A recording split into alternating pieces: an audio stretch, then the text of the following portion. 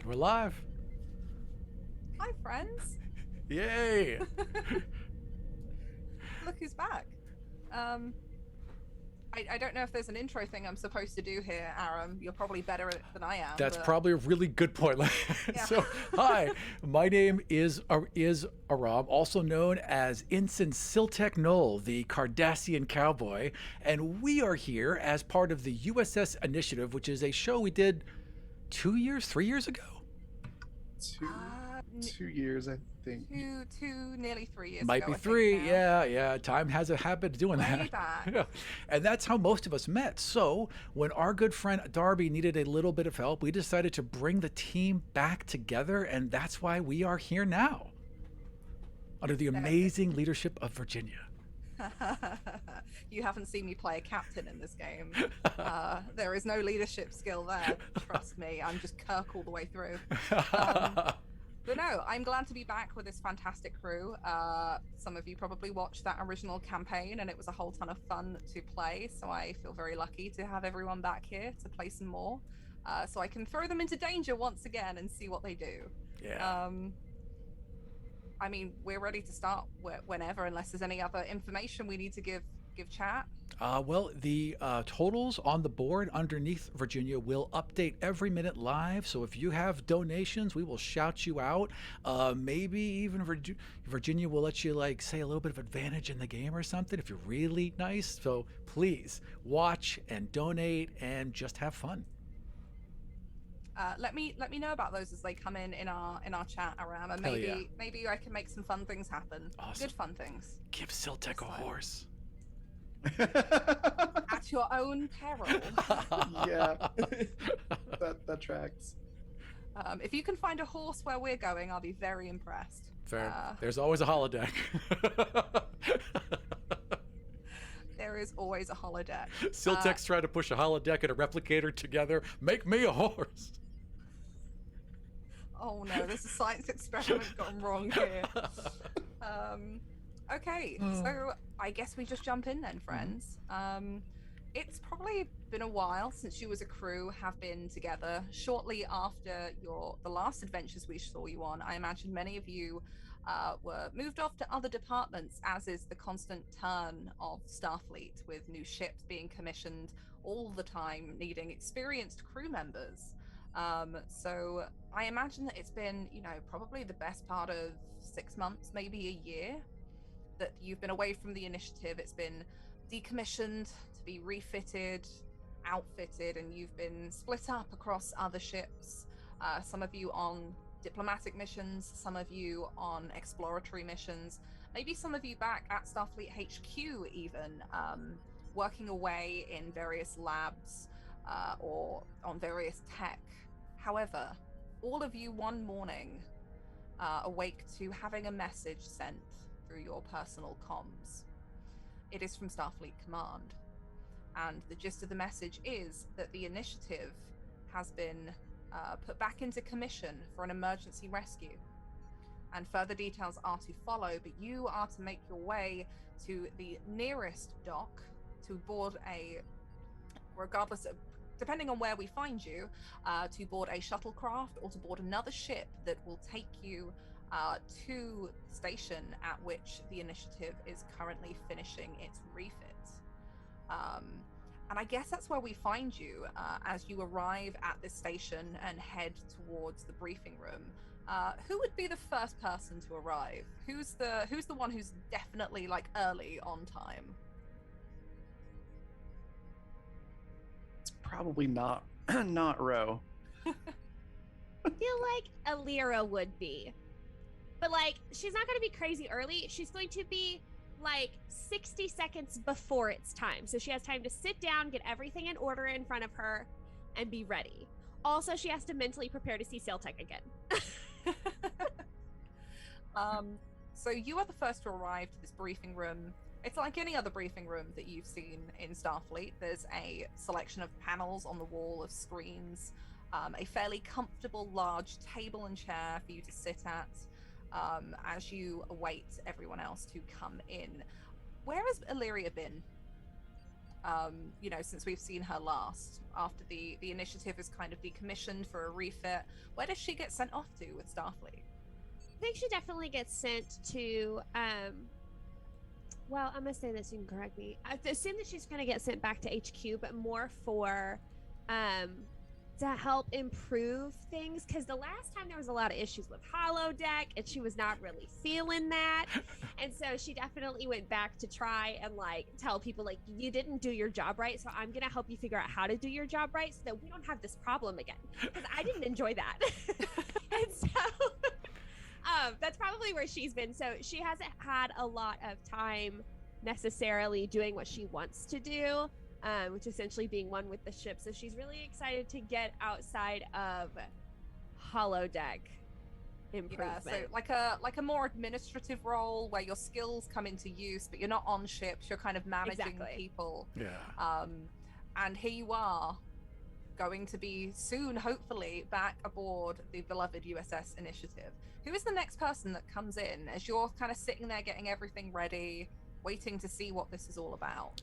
On time to the second, Siltek comes walking up, and you can hear him coming before he even gets there because the clank of the spurs on his boots. Because what Siltek has been doing this whole time is he's been back in Montana. He's been at the actual museum. He was assigned as help to the museum because there was nowhere to put him during the off time. There was just a little bit of mix up. So when he wasn't basically being a guard at the museum, he was given horseback riding lessons. So he comes back in glistening with sweat down his neck ridges, big old saddle thrown up, like looking for his bunk. Yeah, I imagine that you were probably pulled straight out of a lesson to be given this message. Yep. And made your way to the nearest starbase. I never checked my email, so they had to literally zap me off the horse. Somebody had to come out into a field, Yeah. like some poor officer dressed in a fine uniform, walking through the middle of a field to let you know that you needed to go with him. 100%. Illyria, this is who comes through the door next. You hear the spurs coming all the way up. You know who it is. There's no one else that this could be.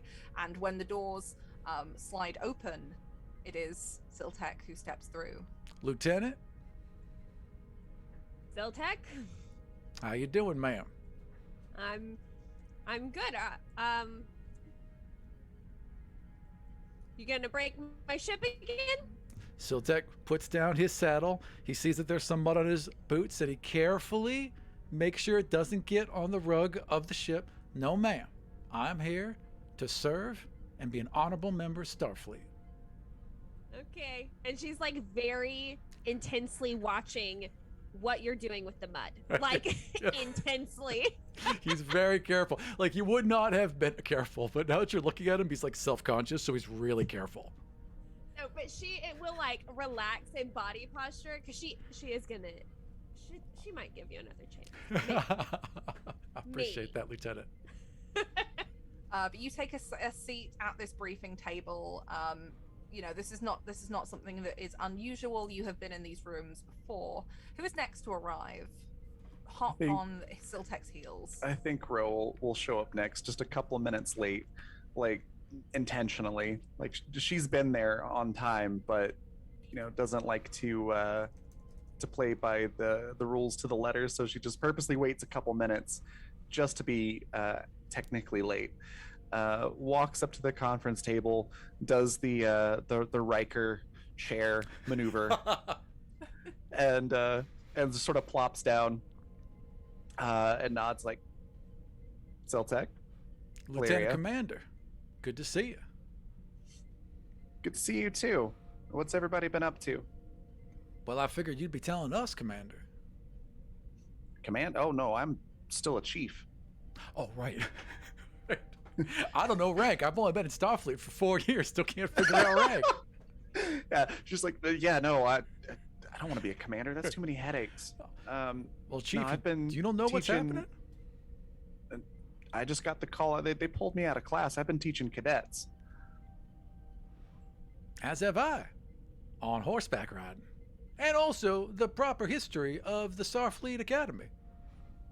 Yeah, I've been teaching cadets something kind of like that, except instead of horses, it's spaceships with big engines and they go a little faster. But Oh, thank God that's over, right? We actually get to do something. yeah, could be a fun change of pace. Well, I will happily inform both of you we should no longer have holodeck issues. And if we do, I'm going to be talking to Mark about it. Absolutely. All right, Yeah, Mark. I'm Somewhere still not. in a Oh, sorry. holodeck lab, Mark feels a shiver down his spine and does not know why. I forgot about that one dude we blamed for everything. Yeah. I think a lot of demoted him at one point. Yeah. Yeah. Yeah. He got on our shit list. Yeah. He's just cabin boy now. Like there's not even a rank left. It's like proper lower decks kind of thing. Who is the next one to enter then? I think Tristan would roll up next. I think. Sorry, no, go on. Sorry. Go on. I think Tristan has probably spent a lot of time hopping from place to place, researching his holotech and trying to advance his research into improving AI and things like that for Starfleet. So I think he's had a busy time of it, just keeping busy, going from place to place. And yeah, he's a bit worried about the call, but glad to know that everyone's back together. Yeah, I imagine that you have been sent to, dozens of Federation planets, dozens of star bases and labs, probably never in the same place for more than a week, just over the last kind of 6 to 12 months, just being sent and flown from one place to another to meet with people, to look at new equipment. But here you are back, and all of you would have seen as you kind of entered in the Initiative just waiting in the space dock. Nice. That you can see from out of the windows, probably even from this briefing room, you can just see the side of the hull of the ship that you all know so well. There she And is. Tristan, the doors open, and before you is Siltek, is Ro, is Illyria, your old crew, who you probably haven't seen in a while. Siltek goes for a big hug. Arms wide, big hug. Yep. Yes. Tristan's in. Oh! Yeah. They hook you up to any more ships? Not recently. All right, That good. seems to be more of this group. And he thing. kind of Apparently, it's not a regular thing that happens. he's like got his hands on your shoulders after the hug, and he like looks around and he leans in. You talking to this ship right now? No, Okay. If you hear it, you tell me what it said. I'll let you know. All right. We're back. And then I guess Malco is the last one to arrive in. Whoever's supposed to be giving this briefing has not arrived yet, so you have made it in time. What has Malco been doing? I would imagine Malco's been first and foremost probably continuing to study up on medical procedure. He's very focused on that, but spending a lot of his time trying to find even more sports movies to watch and just fill his one hole of knowledge that he consistently has. As I would say, as he comes in, he's kind of checking something, and he's like, probably would hear as he walks into the room, like, wait, why is Mark on this list? I don't, what? And he kind of has like a sour look on his face as he kind of comes in and then just sees the rest of the group. And that's what you see, the same conference table, your old crew, and all of you see Malco as the last to enter. Hot. So sorry to jump in, but we just got a 300-pound donation from an anonymous source, so thank you so much for that. That is a huge amazing. help. We love you all. Thank you so much. Sorry, please continue. If all of you wanna, that's a pretty big donation. So Yeah. I'll give all of you a re-roll for that. Ooh, thank you, dude. Thank you, anonymous stranger. But that's what you see. I mean, your old crew right there. The Initiative just so close. Short walk down to dock. Is there anything else you guys want to say to each other? Hi. Hey there, Malco. Hey, Malco. Hey, have you been? Studying a lot. Trying to occasionally training some new people. I think Mark the technician wanted to get somehow into medical, and it's not. I don't know that. That does not sound like a good idea. No, I'm not feeling too good about that one. But it's. Has he considered a civilian career? Maybe. Yeah. I might have to recommend him for that. We'll see. It's a good call. Maybe something where it's moving like really heavy things that can't break. Something like that. Yeah. Might be a good idea. Yeah. Yeah. Or light things that can't break. They don't have to be heavy. I don't want to punish the guy. I'm just saying things that can't break. I think that's got to be the key thing here. I mean, heavy things can break other people, so yeah, light's that's a good probably point. better. Yeah, get him in like a pillow factory. I think that would be good for him. Yeah. Perfect. Yeah. But yeah, it looks like we got the band back together. Yeah. You know, I was out riding the other day, and I swear, one of the clouds looked just like our ship. And I thought, man, remember those guys? And then I got the message. Must have been fate. And as you say this, Siltek, the doors slide open a final time. And in walks a woman that you don't know. None of you recognize her. She is tall. She has very, very dark, black, long hair that is pulled back into a regulation bun. She's clearly not human, but where she's from is difficult to place. She looks human-like, but there's something else there. And she comes in, and you see an impressive number of pips along her collar. This looks like an admiral. Shit. She carries a pad with her that's kind of hugged close to her chest, and she comes in, doesn't address anyone for a moment. You see that she discards the chair that's at the head of the table where she might sit, and instead props the pad up on the desk, takes a moment to read as she rubs her hands together, clears her throat a little. Thank all of you for answering the call. I assume none of you know why you're here. No, ma'am. See. No, Admiral.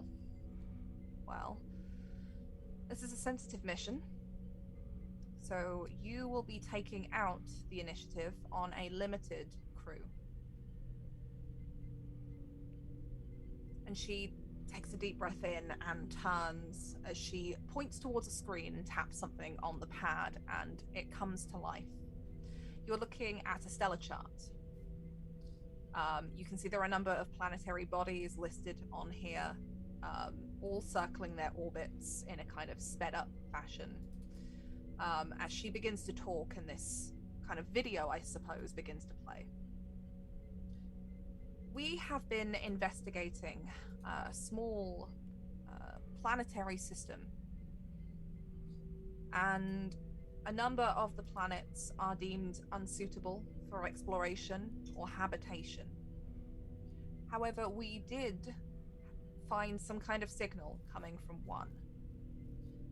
Small team, exclusive, looking for a particular kind of life. And unfortunately, the crew of that shuttlecraft or small ship have gone missing when attempting to land on the planet. They were fully prepared for its hospitable nature, but we have not yet been able to contact them. It has been 4 days. And you watch as the video zooms into a planet which looks like it's been given some kind of long numerical title rather than a name. This is a planet that we are calling at the moment Kepler for short, as she kind of indicates the length of this kind of numerical system that's been used to classify planets and stars and give them some kind of registry. Its entire atmosphere is unbreathable to most life. It is entirely made of silica. The surface temperature is incredibly hot. and the pressure on the planet makes it difficult to do anything without life support systems and specialized suits. Generally, the atmosphere is hot and incredibly dangerous as it rains glass sideways. That does sound like a And problem. you watch a shaky video, what looks like probably taken on some kind of handheld piece of equipment. And it looks like it's being taken through the kind of porthole of a shuttlecraft. And you can see these needle-like shards raining down across. Jeez. And the way that within a few moments, the shuttlecraft windows, you can see the nicks and the scratches in there before the video cuts off. That is some footage that we received from the landing party when they touched down. They were waiting for the storm to pass until the air settled so that they could spend some time having a look around the planet's surface. All we know is that sometime after this they sent a distress call and we haven't heard from them since. The reason that I have called all of you in is because not only are you incredibly experienced and have suffered some very strange phenomena in the past, but also one of a personal nature. The lead expeditionary on that shuttlecraft was your captain. Oh. I think Ro will pipe up a little bit and be like, "Well, we said we'd follow Cap to hell and back, so a demon planet Class Y sounds about right." Sure looks like hell to me. Question, Admiral. If this planet is not hospitable and this is a standard search and rescue, why all the secrecy? We believe that there could be a new kind of life form on the planet. We know that silica-based life forms have been seen in other places out here in the universe, some of which are now Federation planets. However, we do have a strict no interference policy. This was purely meant to be exploratory, and we did not want to alert other parties, which is said with a very kind of inferred tone. Mm-hmm. whose Siltec heard big orders- alien on planet. It is already like reaching for a lasso. Like, I'm gonna pack 2 lassos. The planet itself is very close, shall we say, to some borders that we have, and you all know what she's referencing. It is the Federation Romulan border, and we did not want to alert such individuals in case they tried to move forward in taking them to their own side, shall we say, as they have done in the past with other planets close to the border in certain disputed areas. Hence the small team previously to not attract any attention. Right. Right. So Prime Directive still applies. Don't let the Romulans see us either. That would be ideal. They have a nasty habit of when we have interest in something, finding a way to find their own interests there, especially along that zone. Recently, some of that area, due to general shifts and charting, has been under dispute as to whose land exactly it is. So, All right. we have outfitted the USS Initiative. There is equipment on board that will allow you to get down to the planet's surface. You will have to watch out for the atmospheric storms and any other potential threats down there, and recover the crew alive if they still are, but otherwise their bodies and their logs at the very most. And you are to tell no one of this. If it turns out that we have in fact made mistakes, or the Romulans try to lay claim to that particular area of space, we don't need to give them a reason to start a war. Yes, ma'am. Well, you can consider yourselves the senior crew aboard the ship with all the ranks and titles that would normally come with. Whether or not you get to keep them, we shall see. Yes, ma'am. I suggest that you appoint one of yourselves effective captain until you recover your own, and you may make your way to the ship. The crew are waiting. Rose Lyra got her immediately. finger on her nose. Lyra's immediately pointing at Ro. Siltek got up to like accept it, to like, you know, he just turned to everyone to ready to accept the captain, then everyone's already turned to Ro. And he's like, yeah, of course. No, of course that's what it would be. Yeah. That's what I was thinking too. And Ro just looks at everybody and just goes, damn it. Fine. The Admiral walks over to you as I imagine you've all kind of got up, done the Picard maneuver a little bit. Yeah. Hand out. Congratulations, Acting Captain Ro. The USS Initiative is yours. Thank you, Admiral. This is an unexpected honor. And she sort of looks at the rest of the crew like, thanks, guys, sort of expression on her face. You're welcome. I will take good care of her. All right. Let's hope so. She has just been refitted, and that is very expensive. Tristan, Understood, Admiral. Tristan, is the ship happy about this? Yes. Awesome. Yeah, it's a go. The ship says it's a go. Can I ask, by the way, what kind of reading was I getting on the Admiral during this? What were you kind of looking for? You've got is it a passive ability? Yeah, you have it's my for passive that? empath ability. I technically can't not sense the emotions of people nearby me. Okay, so you get worry from her. She's definitely worried. Definitely a kind of trepidation. Whether that's about the outcome of this mission or if that is about putting you in charge of the ship, you're not too sure. Maybe a mix. You also get the feeling that she is maybe not being entirely honest. Not outright deceptive, but perhaps a guilt that suggests that she knows something that perhaps you don't. Okay. But also a lot of stress, like Yeah. so much stress. Understandable. Yeah. Being a Starfleet captain, very high stress job in general. Yeah, I think Alana is going to look at the crew and then look over at Siltek and say, well, I guess I need a first officer. And, well, let's see. I'm going to need everybody else in different parts of the ship.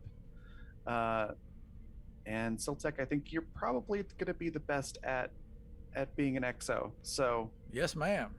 you're number one. I'm at your service. All right. You watch as the Admiral is taking this information down on the pad.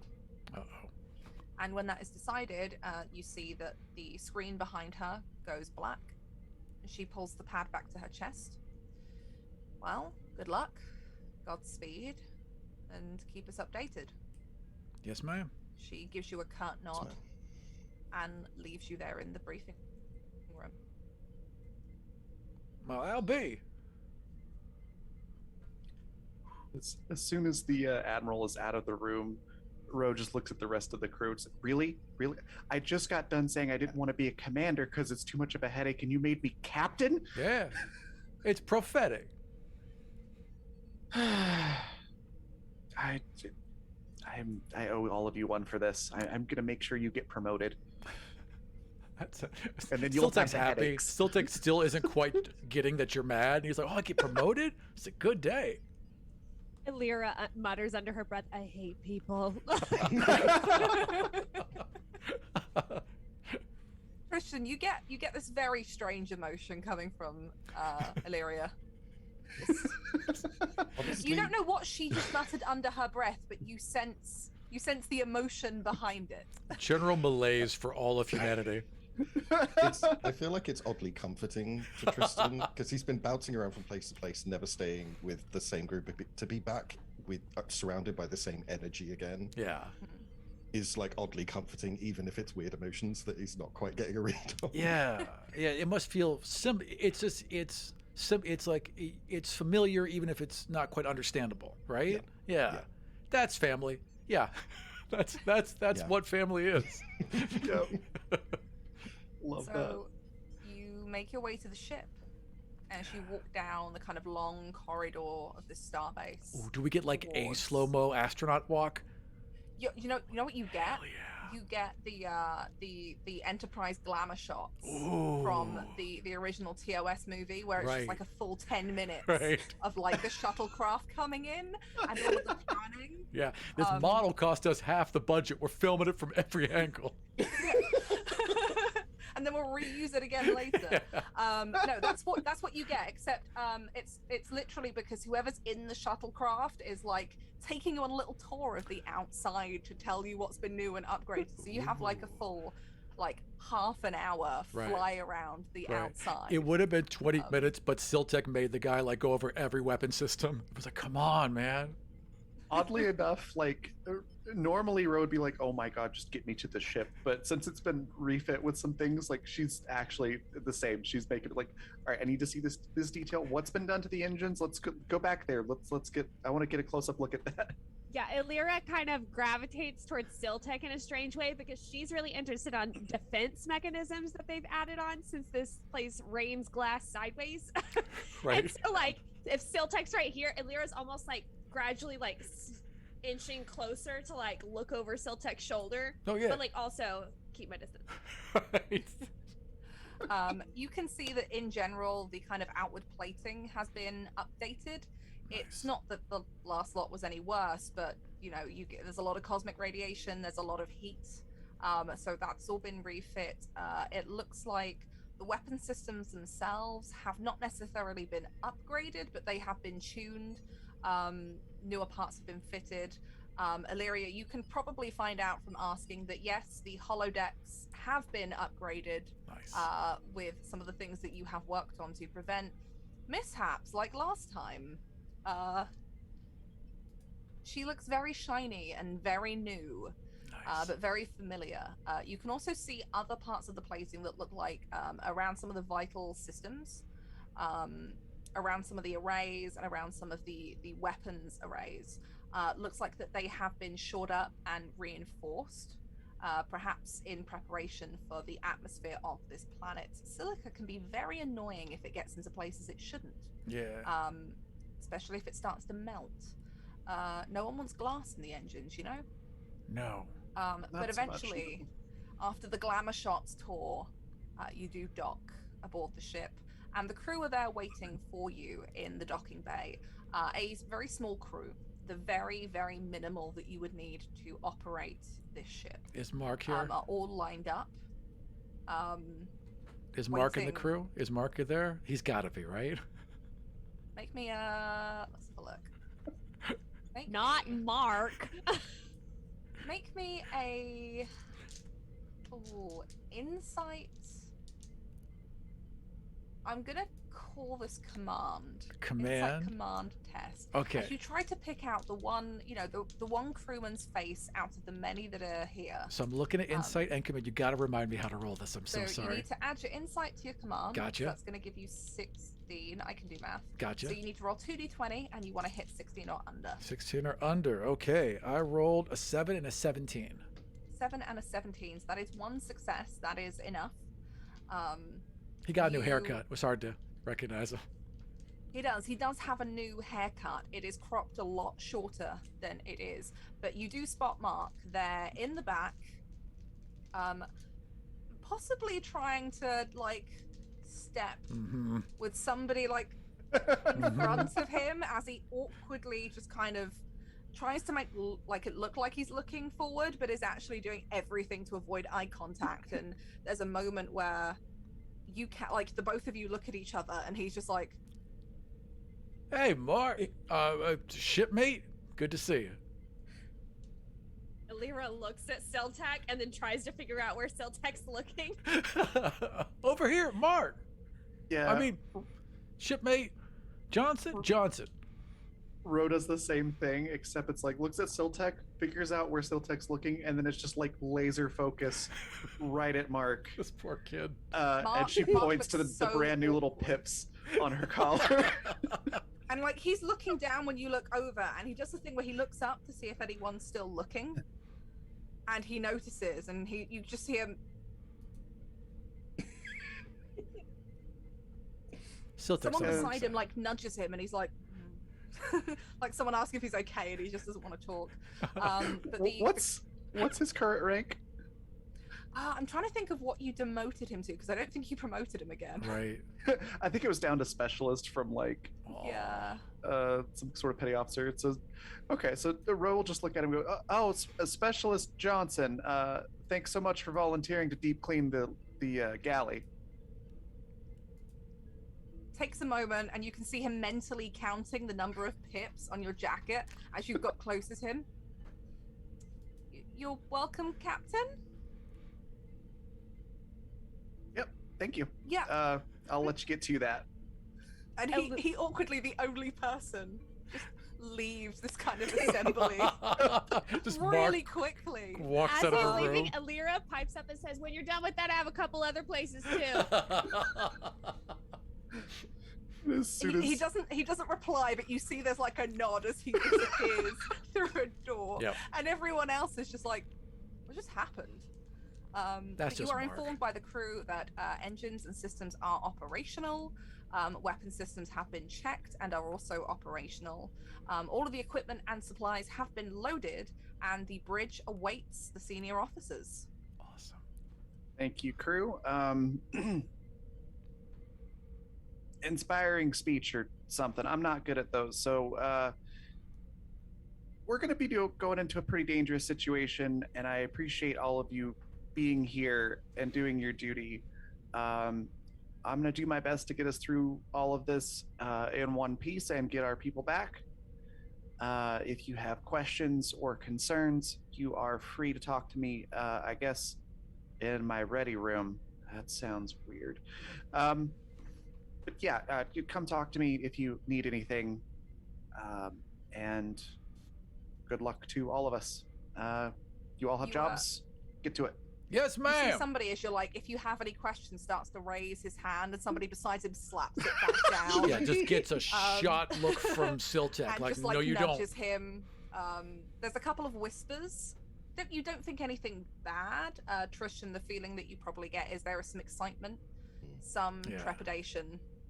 But as soon as you tell everyone to get back to their jobs, they disperse and scatter, and you make your way to the bridge, a place many of you are familiar with and have been up here a number of times during your service aboard the Initiative. And here it is that you will find your captain's chair, Ro.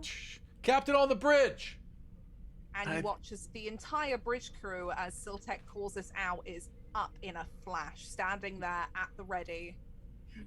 And I think Ro like just walks towards the con rather, getting ready to sit in the pilot seat, and then kind of realizes, oh wait, right, big chair, right. There's somebody stood there, whoever was sat in that seat, who instinctively just, you've walked up there towards this, and as if you're going to take a seat, moves the hell out of the way, as if to say, if this is where you want to sit, Captain.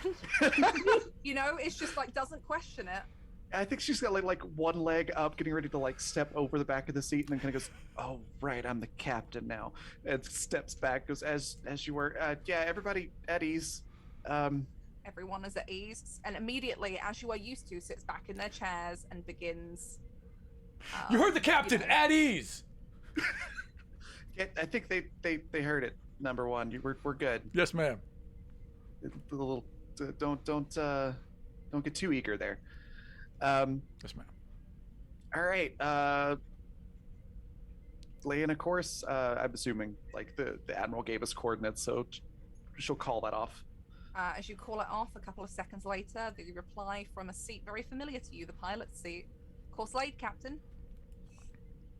And Ro just sort of takes a deep breath, still processing everything that's just happened, because less than 24 hours ago she was teaching cadets how to fly spaceships, and now she's captaining a very large spaceship. So it takes a deep breath and then just goes, engage. And it's at that moment, there is kind of a grin. Tristan, you can feel it from all of the rest of the crew here. That moment that it's almost like the first launch again. after it being out of service for so long. And that kind of joy that comes with having somebody new in the captain's seat that the crew know and the crew love and are familiar with. As you feel the familiar thrum of the warp core engines as it begins to build, and you slowly pilot out of this dock, picking up speed as you begin to leave the planetary system. And as soon as you are far enough out, you hear the call, ready for warp. Yeah, take us in.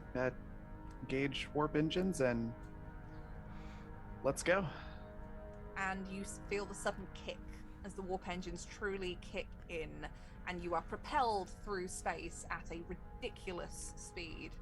And you know, once you've hit the kind of the cruising, you know, once it's in, as you watch those in the navigation area and the piloting area suddenly relax in their seats a few minutes later.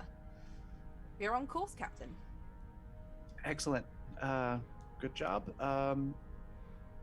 Ops, I'm gonna need while we're en route, I'm gonna need you to find me everything you know about, or I guess rather that the Federation database knows about silica-based life forms, and have a report of that ready by the time we get there. And then she'll call down to engineering, say, engineering, I'm gonna need you to do a full analysis on our defensive capabilities and run a level 2 diagnostic while we're en route. Make sure our shielding and armor plating is working at full capacity. I know we just updated everything at the space station, but we're literally going to a metaphorical hell, so I want to make sure everything is working down to the last micron. As those orders go out, Siltek grabs one and just jots a note and hands it back to the ensign. And what he's written at the top, find out what silica is, and gives him a very serious nod. And they kind of, head off. Hold on. I need to.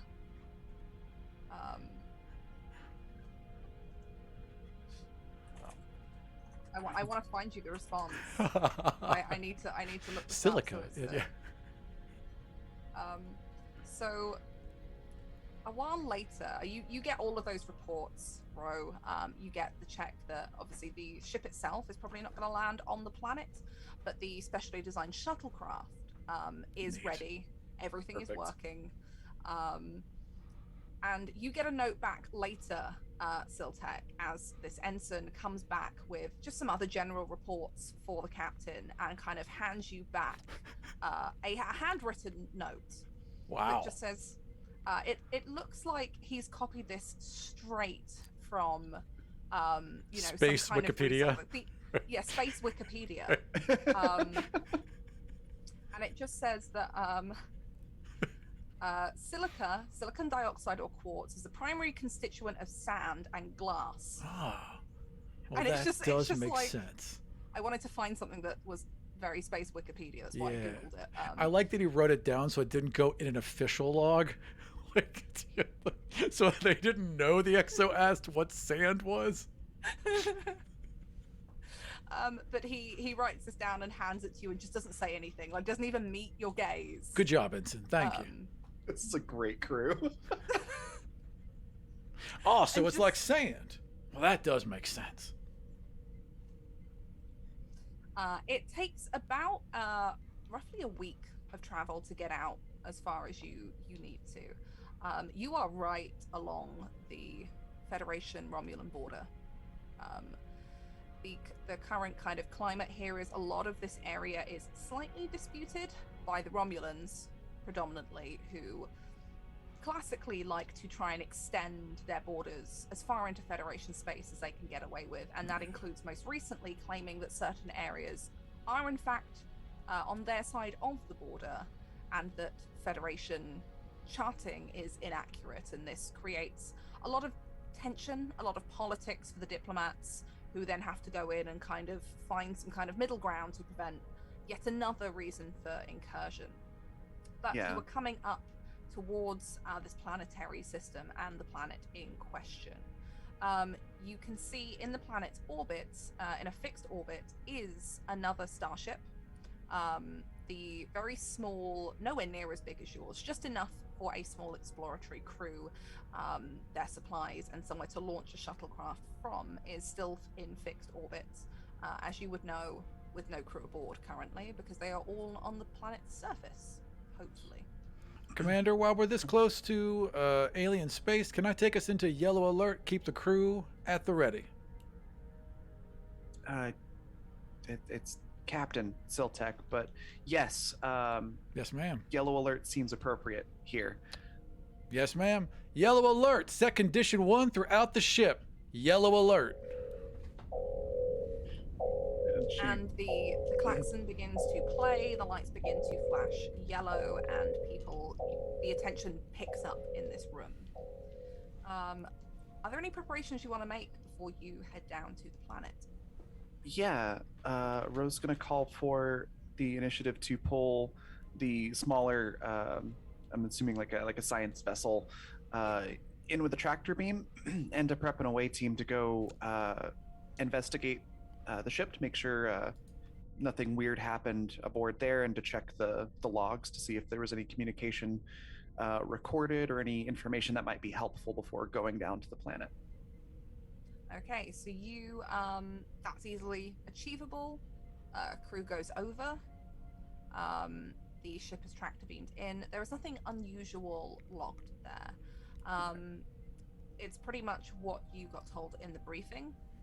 You can see that a lot of their logs are encrypted, probably because of the proximity to Romulan space in the event that the ship is captured or boarded, making it as difficult as possible for the Romulans to access files and databases is the sensible thing to do. You can see the recent log from Captain, who is crewing this up, that they received some kind of signal from the planet itself. They couldn't decipher what it was or what it meant. It was a series of tones, but it indicated that there was something intelligent upon the surface, which shouldn't be possible with its atmospheric conditions, giving the idea that there might be some kind of silica-based life here, or at least some kind of life that it could exist in this kind of atmosphere. I'll have like that signal sent to one of the science officers. If any of the senior crew want to work on it, but I assume they'd probably assign someone under you to work on it while we're doing other stuff. But just kind of says, let's get that analyzed, see if we can pull anything out of it. It's probably a long shot, but doesn't hurt to try. And with that, yeah, probably go ahead and prepare a away team to go down to the planet and try to find our people.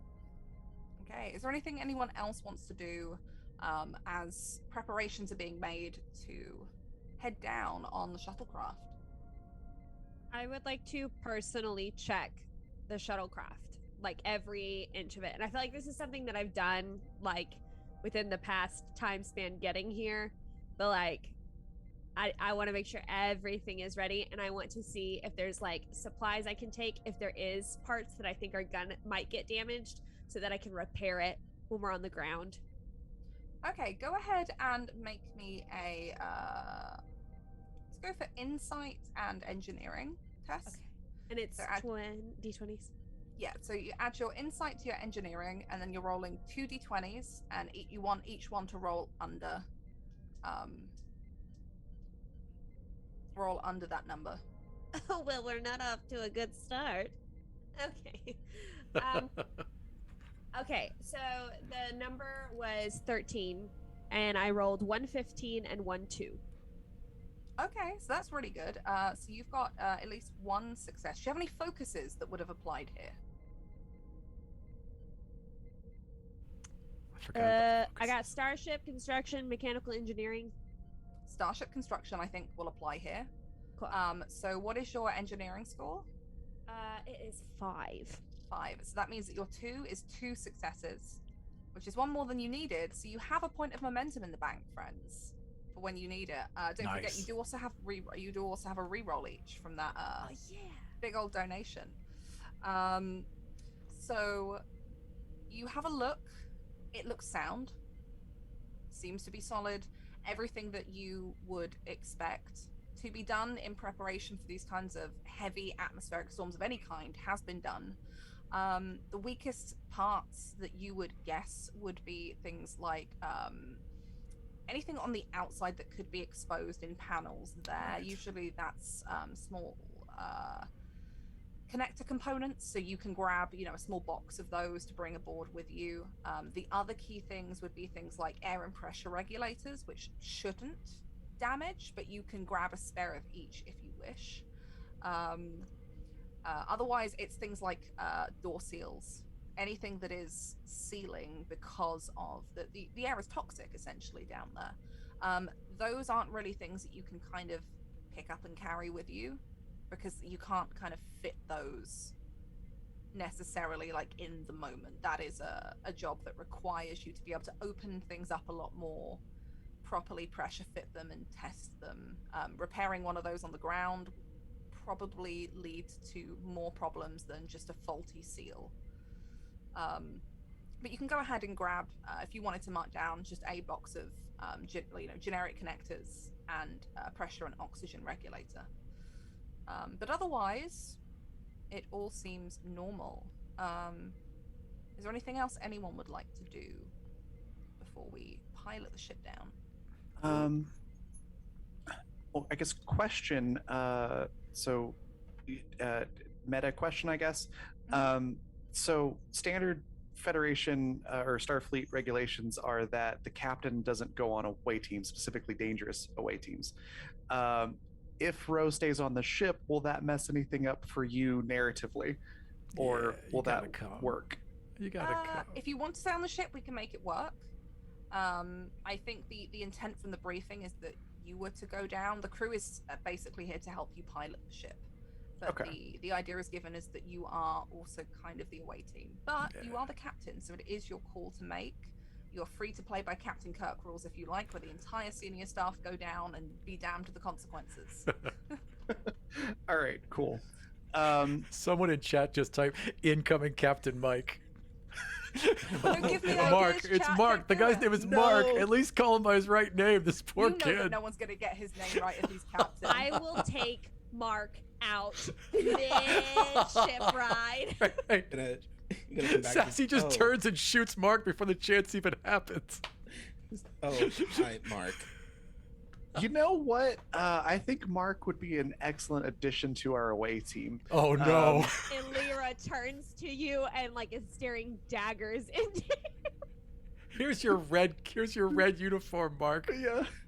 Yeah. So I think Rogue, especially if the Admiral kind of implied that everybody in the room was supposed to go, and like, okay, I feel like maybe that rule's waived for the moment, and we'll go with him. And it goes over to Illyria, kind of whisper talk, and goes, look, if he's with us, he's not up on the ship blowing it up. I'm just saying, if he accidentally gets left down there, it's not my fault. Noted. Take checks to make sure Mark can't hear us. Never even do anything wrong. I can't remember now. I don't think he did. I think we just didn't take a liking to him, and so we just assumed he did things wrong, and then that came to us believing he did things wrong. I honestly don't think this kid's did a damn thing wrong. I think though, Alira and Mark have been working together, and Right. like she's just done. Right. Like she's done with him. Right. Yeah, I think it was something that we thought he did something wrong, and then it just solidified because we didn't like him. So all of you, all of you go down, and Mark comes along with you as the only other member on this crew. He sits very awkwardly and very quietly in the back of the shuttlecraft. Just like doesn't say a word. Yeah. Kristen is as far away from him as possible. He doesn't need to feel whatever is going on with Mark right now. Right. He just wants to be away from that at the other end. You actively trying to block from. Yeah, I don't need to feel Who's that right piloting the shuttlecraft? That was exactly what I was about to Probably Yeah. Ro, Yeah, because she is a pilot. that does make sense. We are flying into a glass storm planet. I think she is going to call back as she's piloting before it gets too, demanding of her concentration. Just be like, So, Specialist Mark, you ever been to a Class Y planet before? N- No, no, no, Captain. No, I don't really do away parties. I'm usually just on the ship, and he Oh. doesn't meet anyone's gaze. He's just like looking into his hands, and like some of you, I imagine, as you get on, he's already begun to suit up into the specialist suit, as he's not actually actively doing anything Right. during the flight. But like he's just like he doesn't have a helmet on, and this looks like a because I'm a TOS fan. If you ever saw like the weird green bubble wrappy Right. hazmat suits that they Yeah. had, it's kind of like that. But so, these yeah. are white. Any clear protective panels, usually over the wrists, where you might have some kind of interface. You can see that they are made of very thickened material, something akin to space Kevlar. That's what we're going with. We're going space Cool. Kevlar. Okay. Anything that's clear, you can see is made of some really thick, probably some kind of specialist polymer. And you can see there are some helmets hung up along with the rest of these suits that he hasn't put on yet, but he sits there. I imagine that for the shuttlecraft, you've got like these crossed over things, and he's just sat there holding on, just kind of looking. That's amazing. And Ro just says, yeah, there's a funny thing with these Class Y planets. It's you're gonna want to hold your breath as we go through the upper layer of the atmosphere, or it can do really weird things with your inner ear. You'll get real dizzy. You'll lose coordination. So, want to make sure.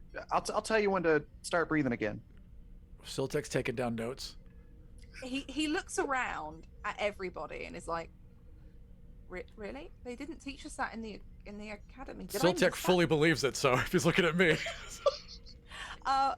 Raven, I need you to go ahead and make me a test to basically deceive him, and also by that merit to deceive Siltek. That's gonna be the easier call. Amazing. Can I assist by like avidly agreeing with everything that Ro's saying? Like, is there a way to do that in this system? Oh God. There is a way to assist, and you know what? It's been a Right. while since I've run Trek, so I'm just gonna have to look it up. But while we do that, I want to know, Siltek, Yeah. how likely are you to believe this? 100%. Like, My captain's so telling you're me not, something. You're not actively trying to No, work out. there'd if they're be lying. no reason for him to disbelieve her whatsoever. She's not Okay, a so joking difficult- person, right? So, Okay. like, yeah, So, Oh my goodness. I just where are believe we? her. 78, He's already doing, like, that How do you- deep sea how do you diver assist, thing. Illyria? What do you say while I'm looking this up? Oh, Illyria just starts well, she's avidly like agreeing and like just like randomly like verbally being like, yeah, I exactly, yeah, that's it. And then she might throw in some like technological jargon that like they don't know what it is and just like spew out a weird sentence that sounds like she knows what she's talking about, but really she's just meshing a bunch of mechanical words together. Like some weird way the atmosphere interacts with the Yeah. environmental system on the shuttle. Yeah, the environmental system and the outside of the ship. Like it's just the way that it's constructed, and you do that because we build it this way. Oh man. So you're not like adding anything else that he has to do. You're just embellishing Rose's No. story. Right, I'm just making it as Okay. believable as possible from a mechanical standpoint. Okay. That does God. seem like a Well, this huge is oversight. suddenly going to become the story of how everyone bullies this poor specialist.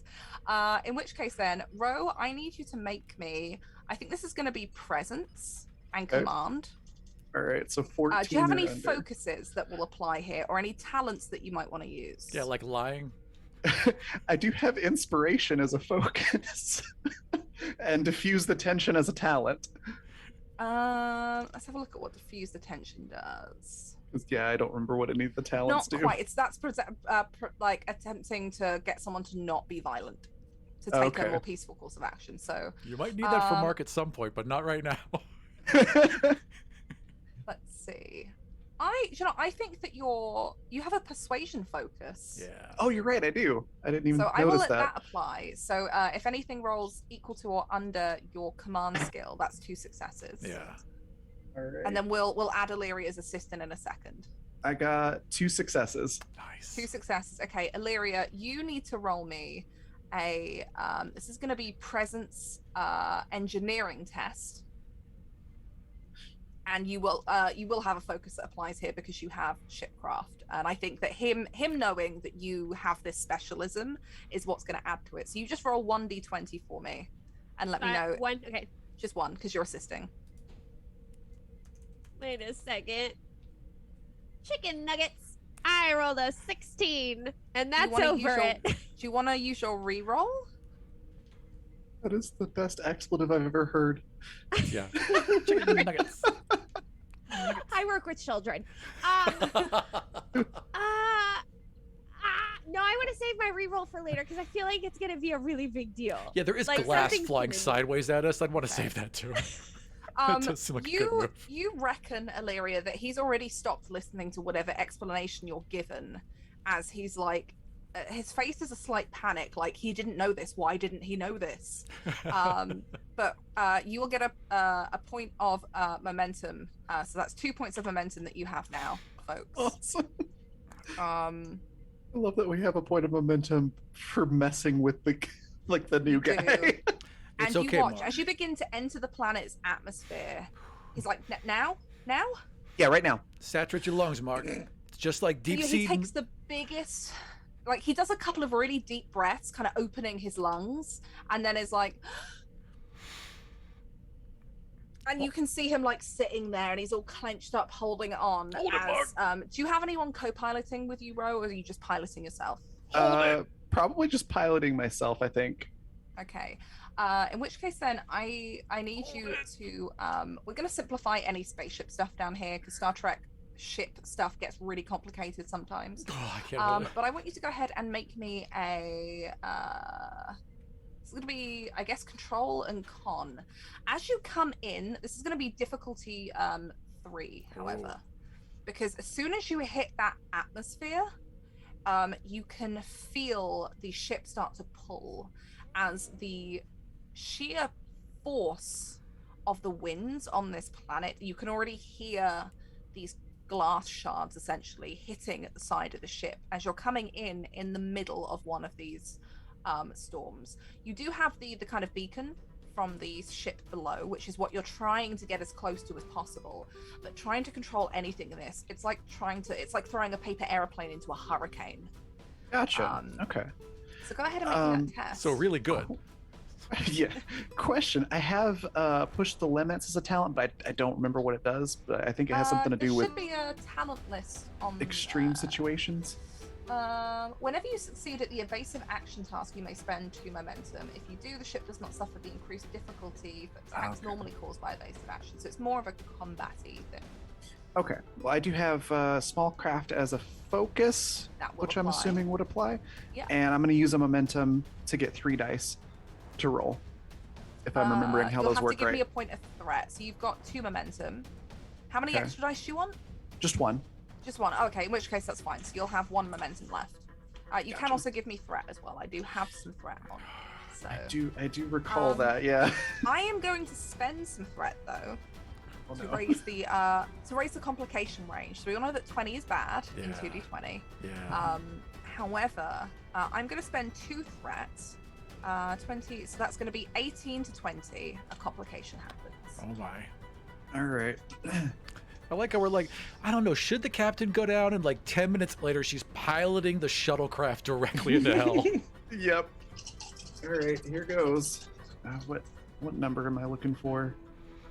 So you said control and con, right? Yep. We're looking for a 14 or under. Oh God, that's a lot.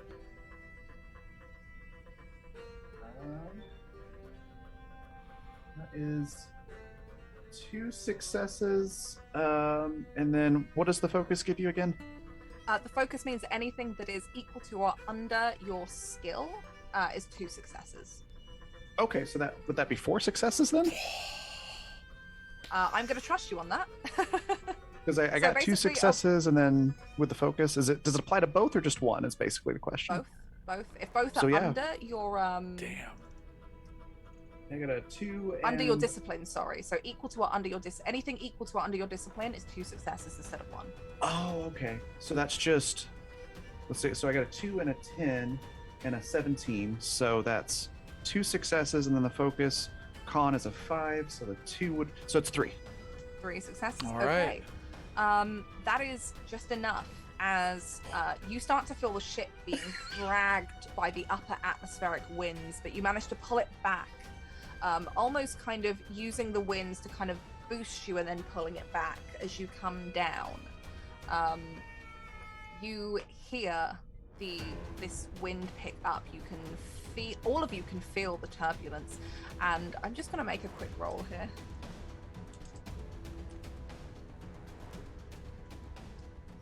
Sitting in the back.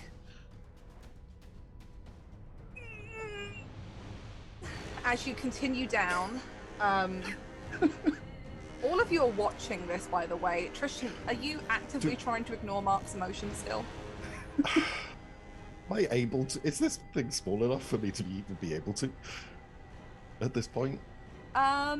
If you've chosen to like stay right up front Because with everybody, I can't not sense the emotions of people nearby. So I was trying to get as far away as possible, but yeah, I I don't imagine know you're if I'm... sat like right behind the pilot's seat, Yeah. and that was just far enough that Mark's, kind of ambivalence didn't reach you. But you start to, just on the edges of that sensory thing, start to sense somebody who is not quite panicking, but on their way there, just at the edges of that ability you have to sense. As you look at him in the back, and he's like,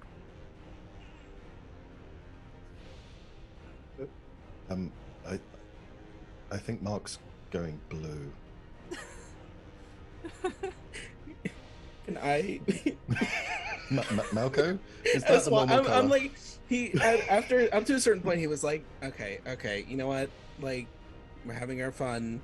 It is what it is. And at this point, if he's like staring at him, watching him like go blue and start to pass out, just go, Mark, look at me. Mark, breathe. I'm gonna need you to breathe. Yeah, you can breathe now.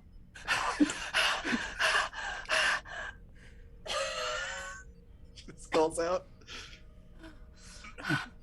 That was good job, Mark. he just looks like he's so done. Like he's been holding his breath for like a full 2 minutes, and he's just, you've got the sounds of this horrible glass hitting and splintering against the outside of your ship, the whole thing shaking, and he's just like a wreck sitting there. Good job, Mark.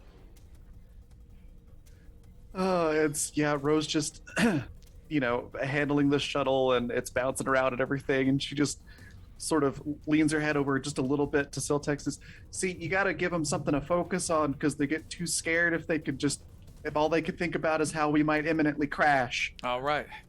You're good, Cap. He's just taking Crash? No, we're good. We're No. good. We landed. Yeah, like the odds of us crashing are at least 95%. Yeah. If Not bad. Yeah. I mean, like the whole ground could give way. It might all be made of glass, so we could still die, but we're safe for right now, Mark. That panic that you're starting to feel, Tristan, the anxiety just begins to rise as Mark is just like shrinking into his seat. Hey, Tristan, can you like mental Xanax him or something? That's not how that. That's not how that. That's how that works. That's not how that works. You can't just like pew pew like give him a little bit of calm. Wish I could. Wish I All right. could. All right. Oh my god. You can just tell if he is anxious, not so much help him with that anxiety. I got you. Fix problems or change people's emotions. I just know when they're happening. Oh, what if we hooked you up to the shuttle? No. We tried that already. Okay, thank you. I appreciate Please that. don't attach me to any more technology. Don't worry. I really don't want to have to recommend him for a psyche eval when we get back. Please, I need. All right, I suppose. I need him to be okay for a little while longer. All right, doctor. And then I just start scanning the outside for any like life forms or anything like that.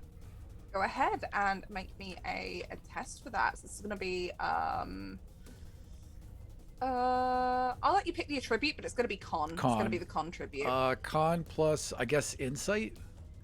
Yeah, I'll go for Okay. that. So I roll under 13. And You do have some momentum if you want to spend. I rolled a 6 and a 12. Don't need it. Okay, 2 successes. That gives you a point of momentum because it's Nice. you're pretty close to the planet, so scanning it, not too difficult. There's some interference from the strong silica storm that is going on and the horrible glass shards that are attacking everything, but your sensors are still working. They have been well protected and prepared for this. The surface of the planet is sitting at a very, very toasty, and I apologize to all my American friends, but I'm in the UK, so I use Celsius. Right. I don't know how Fahrenheit works. Right. But is sitting at a really toasty 95 degrees Fahrenheit. It's incredibly hot on the surface of this planet. I'm just assuming that's a million. That's what it is in my head. 1 million degrees. Gotcha. Thank you. You do see on the scanners the previous shuttlecraft, which you've landed not too far from. Beginning to land, not too far from.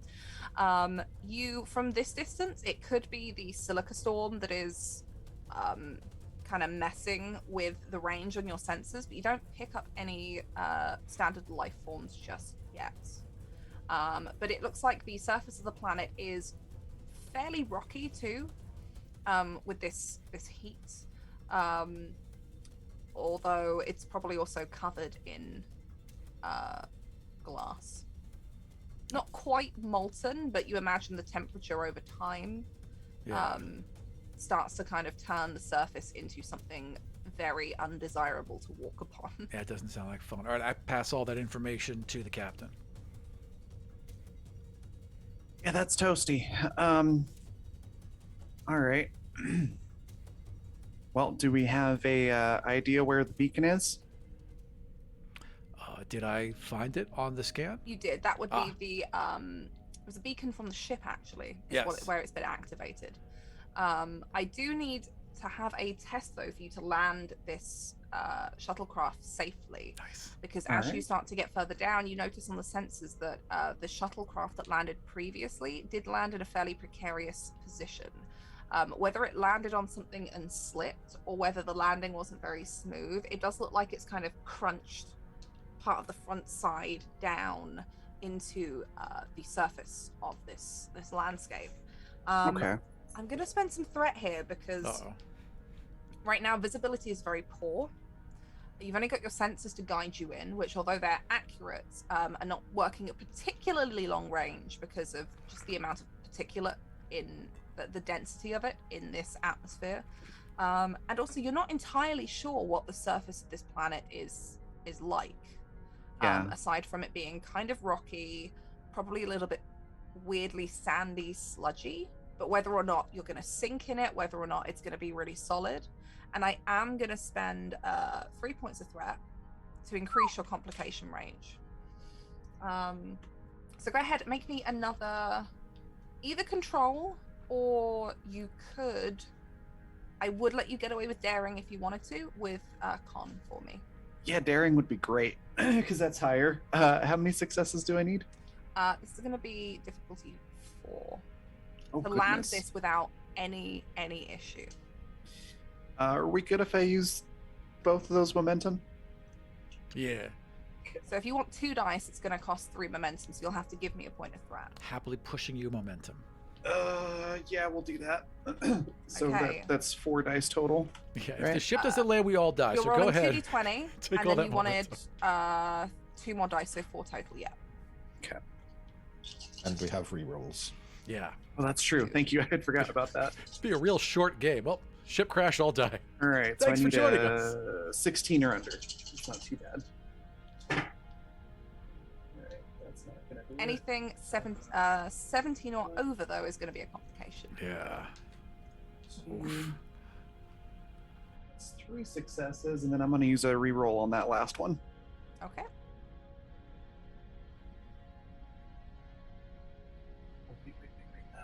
What's my con? 5? Oh, that's 4 successes actually. 4 Um, successes. Is that all I You- needed?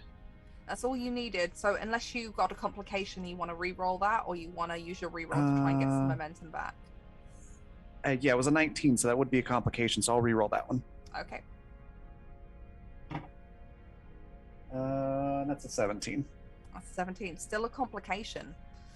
So you bring the shuttlecraft down, and slightly surprisingly, but slightly not, as you touch down and the boosters bring down, you kind of feel it stop, and then you feel it kind of sink a bit into the kind of sandy, glassy, kind of sink in a very crunchy way. It's not pleasant to hear against the metal of this shuttlecraft's hull. As you sink down a little bit. And as you do, you can now fully feel the impact of this glass hail that is coming down. It's loud, it's constant. As the screen clears and opens up now so that you can see the planet ahead of you, no longer needing any shielding from kind of the cosmic radiation, you can't see too far in front of the shuttlecraft. All you can see is the image of shattering glass over and over again, like hailstones, but worse. And hazily make out just ahead of you, somewhere in this horrible kind of dusty, slightly grey haze, the outline of the other shuttlecraft. And mostly because of the lights that still flicker on inside it.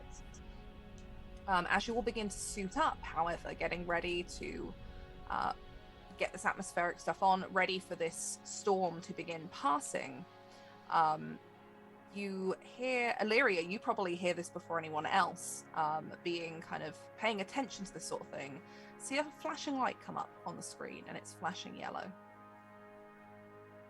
Do I know what that means? You do. It looks like it's noting a system error. And it is noting a system error with the communications. It's your least Illyria favorite error.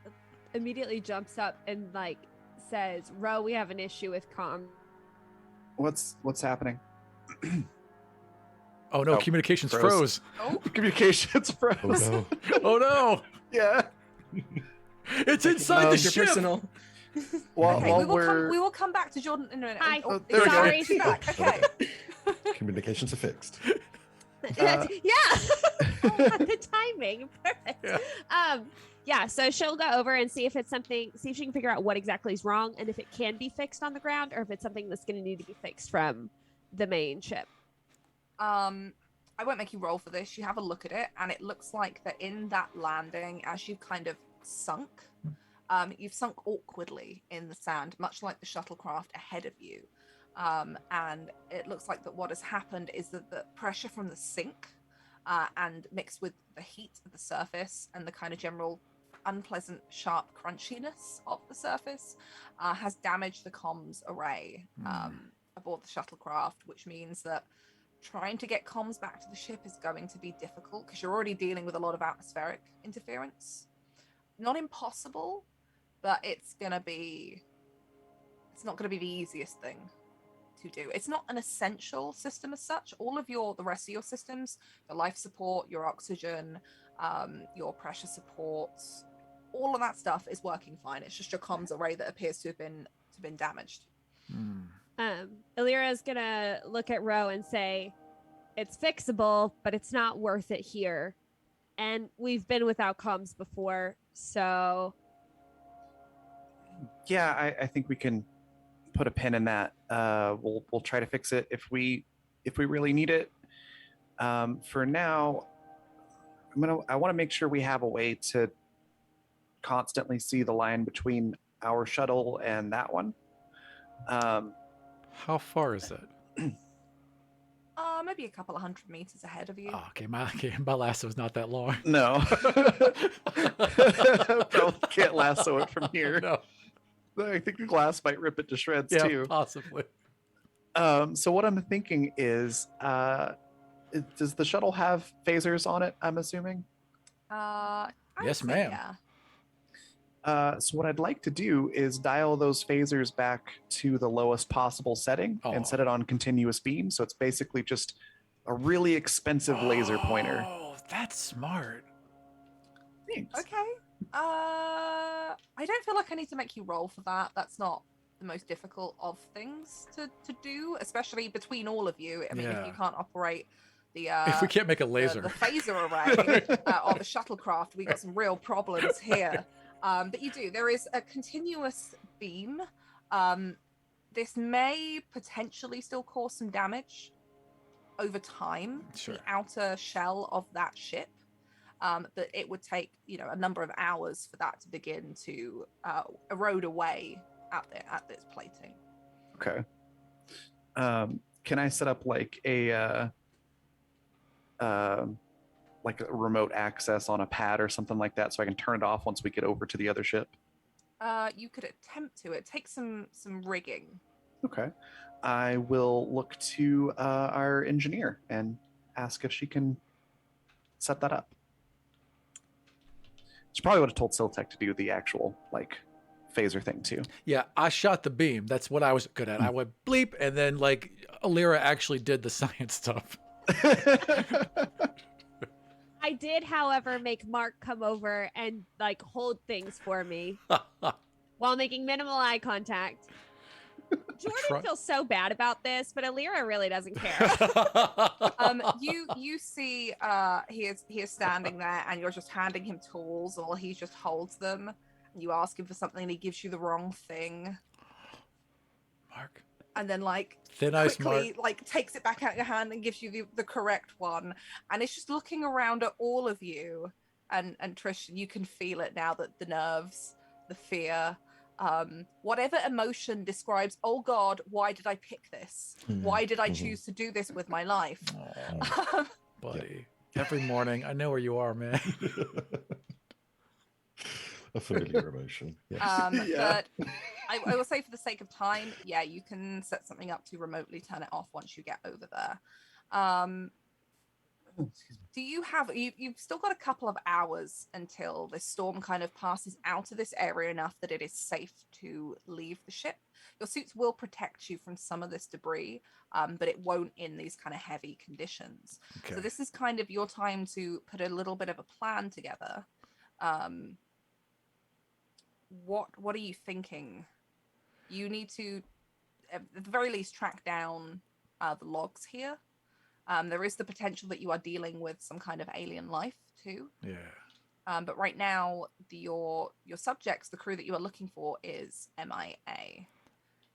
If you guys are okay to role play for a couple of minutes and chat about your plan, I really, really need to go to the loo and grab a drink. If that's Absolutely. Okay. You know what? I will cover up my camera. Actually, and I this kind of gives you do a chance too. to- Would you just want to take a 10-minute break? Because I got to go too. So Yeah, we Yeah. can take a 10-minute break. Let's do that. I think the scene that we leave on here is as all of you kind of sit down, kind of across the seats chatting. Mark is just left there watching all of you with this kind of dumbfounded, terrified look as he's still holding all of Illyria's tools that she has dumped into his arms, that he's at danger of dropping, but can't really do anything right. to stop them falling, but is desperately trying to just adjust his posture Good job, Mark. to prevent it. That's where we're going to leave it as we go on the break, as you start scheming. Awesome. All right. We'll see you guys back in 10 minutes. Awesome. And we are in the break. No, go. Me too.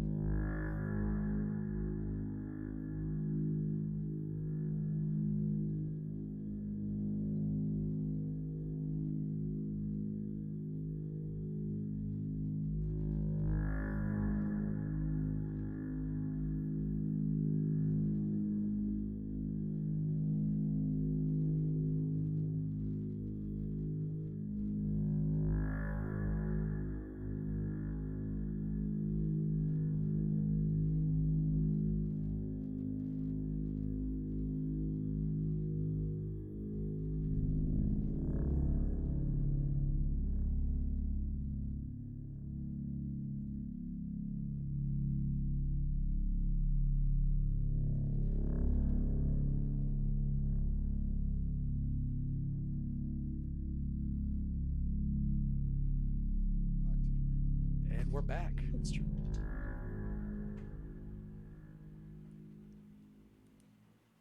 Hey. Hey, we're back from our break. I Ready to jump back in and see what decisions are being made. But I think we have something to talk about with our giveaway that's going on in chat first. Yeah. Oh, What's the hashtag? Found family. Hashtag found family to win a. It's the pronouns t-shirt, right? That's what they said? Yes. So it is a. Hang on, it's official pronouns t-shirt. I'm trying to find it, but it's a t-shirt. It's a t-shirt from the Inkling Print Company, who are amazing and who also did the official t-shirts for the Take the Help action. There's a link for that. Pulling up right now. Shirt. All right, so just do hashtag found family and you will be entered in the contest to win your pronoun shirt. that's awesome. I got that more or less right, so we're good to go. We're good to go. Awesome. So you have now kitted up. You're waiting for the storm to pass. What is your game plan? How do you want to approach this? I think Ro is going to specifically look to everybody and go, all right, options, opinions, what are your thoughts? And she's going to like specifically look at Mark as well. Like, I want your input sort of look at him. Mark looks at you and just goes, can I put these down yet? Illyria, is he good to put those down? Yes. Yeah, go ahead. And he like awkwardly goes over to a seat and does that thing that you do when you've got too much, and he's just like gently offloading it and like, I think that we should investigate the shuttlecraft. Yeah. He says with like the most confidence you've ever heard until it ends in a question. Well, he's Yeah, not that's wrong. that's the objective. What do you think about how we should get over there?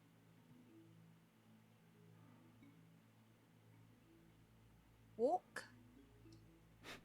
And he kind of looks around and he looks over at you, Siltek. Yeah, like, you're losing Siltek. Even now, you're losing Siltek. I mean, he's got a point. We do need. I mean, I suppose we could walk over there. Yeah, I suppose that's true. But there's a lot of like hot glass flying at us. Like maybe that's what the captain wants to know about there, Mark.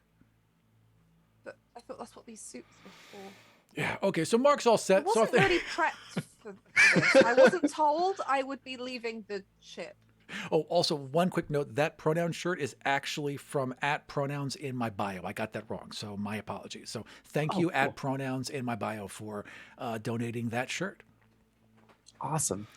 Yeah, there's hot glass flying at us sideways, Mark. Little stroll's not going to fix that. Only for another, and he looks through like the clear panel in There his we suit. go. 1 hour, 43 minutes and 26 seconds approximately. There we go. We found Mark's use as a meteorologist. All right.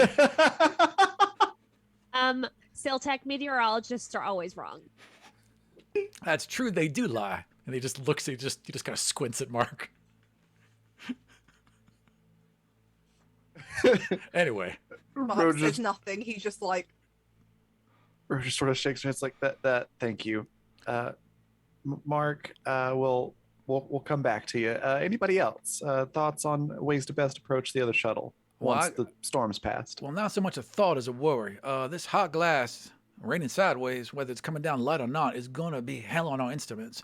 We should expect interference. I suppose we could rely most accurately on Tristan, and if he recognizes or feels any of the crewmates in this area. That's a good point. Yes, and we also have to worry about this signal, this tone. Whatever's sending it out may be an intelligent life form. We can't discount the possibility of running into potentially hostile threat. That's true. That's a good point. That report that Ro requested, but while they were coming to the planet, did it have anything in there about like first contact procedures for those types of life forms? Anything like consistent across the board on them or not? this is where I'm going to say that we're departing from any canon because Virginia hasn't watched all of TNG yet. But there are reports of other silica-based life forms a lot of them here are referred to either by their home planet or by a classification given by the Federation, given that many of them discovered so far have not been directly, there has been no first contact, they have simply been observed to exist. Okay. Mostly because their life processes are not, and the conditions that they live in are not really the best for initiating communication with things that can't breathe the atmosphere they live in. And for the most part, a lot of them have not yet reached the point where the Federation is able to reach out to them because they have not yet traveled to the stars. So the non-interference kind of clause of the Prime Directive has come into play there. Okay. So nothing about first contacts, just most likely that they exist. It's not known whether they are particularly dangerous to other species, but obviously the planets that they live in are very hostile to other forms of life. Yeah. All right. So Ro will glance over that report again, and then just like, not like angrily, but just sort of like flippantly toss the pad onto one of the panels or shelves or whatever. Be like, right. So that doesn't give us a whole lot of information. I don't know what to expect with these life forms if they're out there. So I guess just keep your eyes peeled. Illyria, do you have any suggestions for ways that we can, aside from the suits, anything that we can do to lessen the impact of all of that? Sort of motions at the window. Well, truthfully, anything that we could do would be counterproductive. You could take paneling from the inside of the ship and try to get it to work as a protection, but the problem with that is that it's gonna knock you over, and then we have lacking of paneling in the ship, which I'm avidly against. So I think that the best case scenario is just to go for it and not die, preferably. All right, and then Malco, if we do have a suit breach, what's our best options? Well, certainly patch it as quick as possible. The temperatures are going to be incredibly dangerous, and if there's still going to be bits of glass out there, so we want to make sure that we're not being exposed or cut by it.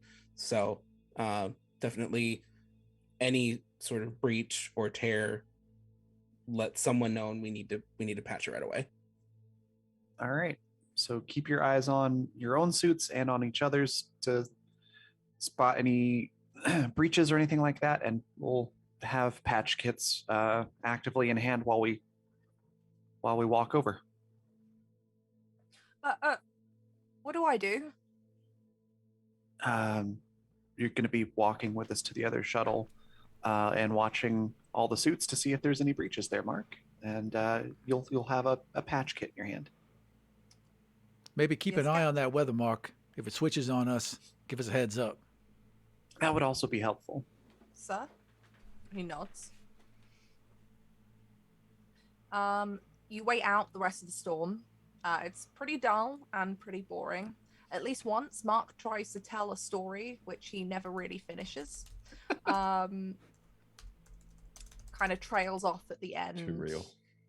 And once it's clear, the storm has settled down, and Mark can confirm that yes, it has moved further on. You have a couple of hours before you're due another heavy hit, like the one that you just flew through. And you open the shuttle up, and as soon as the doors begin to open, you see there's actually a double set of doors on this shuttle, like an airlock almost. Yeah. You will step into the first set, and the second one's open, and you suddenly see why. Even with the majority of kind of that almost micro storm now, you come to realize as these kind of pick up. Yeah. Shards of glass come flying at you still, kind of whipped up in the air by the high wind, and begin to coat the floor of this kind of airlocked area. It begins to kind of almost, some of it's so fine. If you've ever seen like fine glass dust after glass has been ground, Yeah. Yeah. it's almost like that begins to litter the front of your helmets and gets all over your suit. And as you kind of brush it off, you can feel how gritty it is. Right. It's like sand, but worse.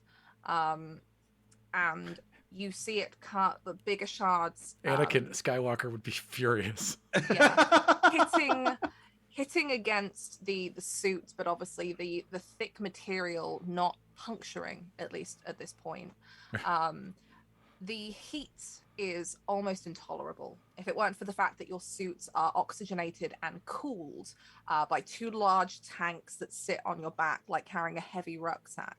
And for some of you, like Malco, like Illyria, maybe even Tristan, you will have additional stuff padded onto this to carry your med kits or your engineering tools, or Tristan, probably some of the equipment that you use for your kind of tech-based stuff, adding to the kind of bulk of that. So it's not, if you've ever seen videos of people in spacesuits and how difficult it is to do anything in them, it's kind of like that. Your fine motor skills are reduced here. But you step out onto the sand, and it's like sand, but it crunches beneath your feet like glass. And you can see in some places where it's heated and the silica kind of bubbles in kind of hot spots across this rocky surface. But the visibility is better now. You can see the craft ahead of you, and you can see how much it's kind of banked. And it looks like in the time that it's been here, more of this sand, glass, that's kind of in the atmosphere and the air and just covering everything like sand does, has begun to kind of cover up bits of it, and found its way in to, as you get closer, parts that would lead to the engine. This craft was obviously not well designed to land on this atmosphere like yours has been fitted to. What are your first thoughts as you begin to approach? Is there anywhere you want to go directly? Anything you want to look at? Rose just keeping an eye on that laser, and sort of trying to keep it in line of sight to line up her approach to the shuttle. That's pretty much her whole focus, is getting to the other side. Yeah. Easily done. And as you get up to the shuttle, you can actually see where the laser has begun to slightly burn some of the plating. Just at the very edges, you can see it starting to discolor, which probably isn't too dangerous at this point. Okay. And she'll make sure that everybody else gets to the shuttle before she goes in. Okay. Tristan, as you begin to get closer to this shuttle, you become aware not so much of any direct feeling, but of someone. Oh. Just a presence. Just a presence that there is someone there. It's devoid of emotion, however. Okay, I will relay that to everybody. A presence devoid of emotion. That is not comforting, Ensign. No. Do I get a... Does it seem to be coming from inside the shuttle? Okay. So, yeah, everybody just take it easy, take it slow. We don't know what we're dealing with. Pull out my phaser. Yeah, Ro will as well. And set it to stun. And she'll like, set your phasers to stun. We don't... Mm-hmm. It might be one of our people, so we don't want to go in. Yeah, Siltek goes and rolls that up to maximum stun, like just below lethal, right? You take it all the way up to kill and then like dial it back. Just a bit back. I'd set my phaser to maim. That's what I set my phaser to. Oh my god. Oh gosh. You begin to approach the shuttle, and as you come around the side to reach the doors, you can see that this doesn't have a double airlock door. This is just a standard shuttle that you might find aboard a science craft. Well, there's your problem. And you can actually see that one of the doors is shut, and the other one looks like it has been wrenched part the way open. the inside lights kind of flicker and screens buzz as if there's a constantly interrupted electrical circuit as they kind of flicker on and off and on and off. Does this door look like it was ripped open by like a hand or by like storm winds and debris? Good question. Why don't anyone who wants to make a guess at that can make a test? Who would like to kind of test for that? Me. I would. Yeah, I'm busy looking for enemies. Okay, we'll roll that separately then. So, Ro or Lyria, who wants to make the main test? Because one of you can assist. I'm good either way. Okay, I'm gonna ask if I can argue something. Can I argue that since I know like innately how ships are born, I would be able to tell kind of the difference between storms and people? Yeah, you've probably make seen sense? enough ship damage that has, been caused by people being careless and by atmospheric damages and kind of, wear and tear. Cool. So can I do the main role? Is that a bad idea? No, I think that's totally fine. Go ahead then and roll me. This is going to be reason because you're drawing on your kind of learned experience and learned knowledge. Cool. Reason and I'm going to call this science rather than engineering. Do you want Okay. engineering? Yeah. Have engineering.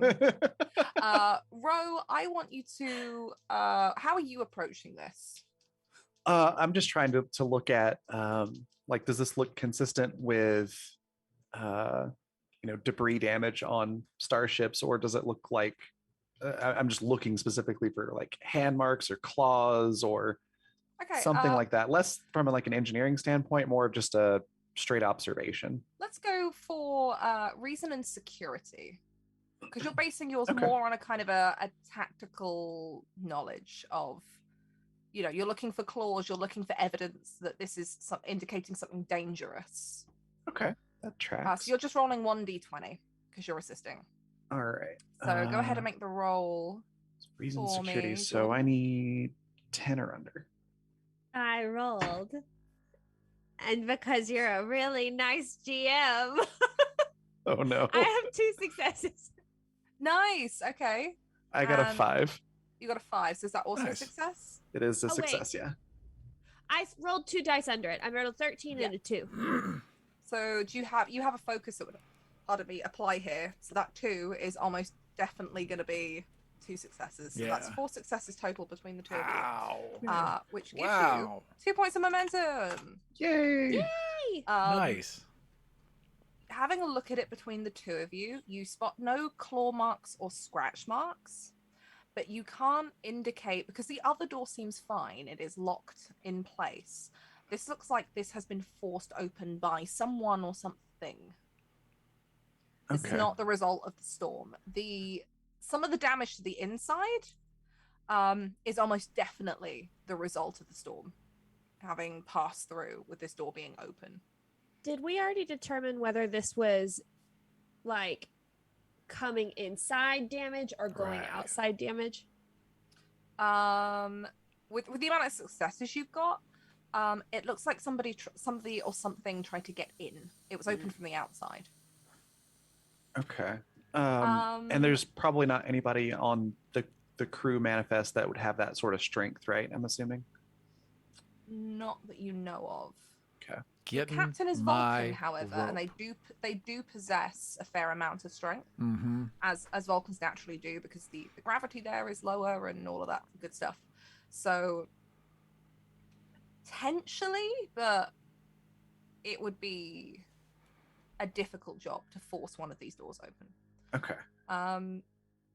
Siltek, you were looking for danger. Yeah. Enemies. Radar signs. How the heck we do it? Tricorder stuff. Go ahead, make me I'm going to call this insight, I think, for you. Okay. Insight and security. Insight and security. Okay, so that gives me a total of 13. And I'm rolling 2 dice. Mhm. That is going to be a 7 and a 15, so only 1 success. 1 success.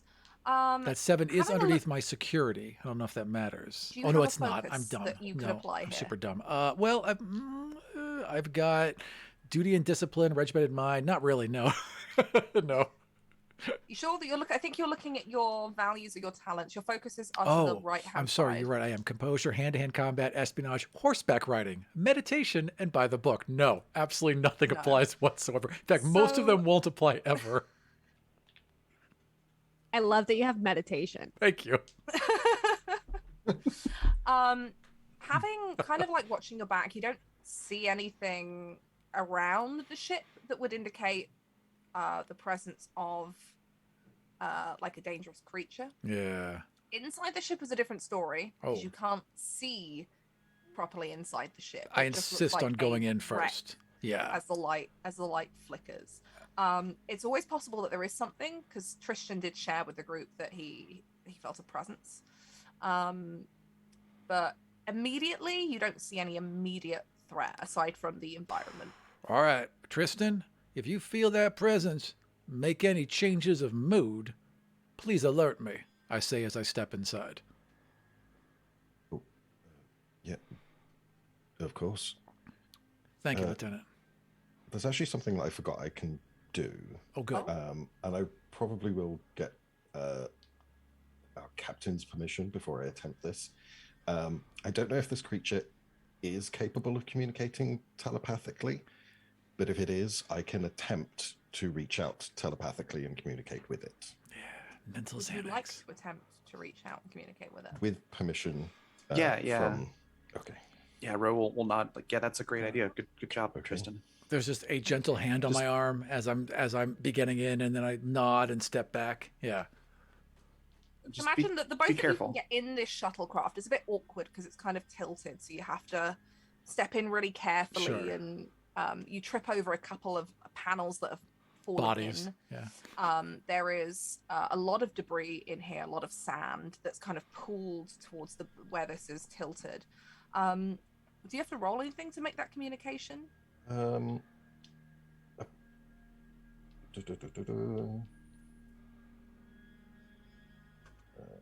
Increase the difficulty of this task if the situation is stressful, if there are a lot of beings present, or if the target has resistance to telepathy or other relevant factors. So it does seem like it is a task to try and Okay.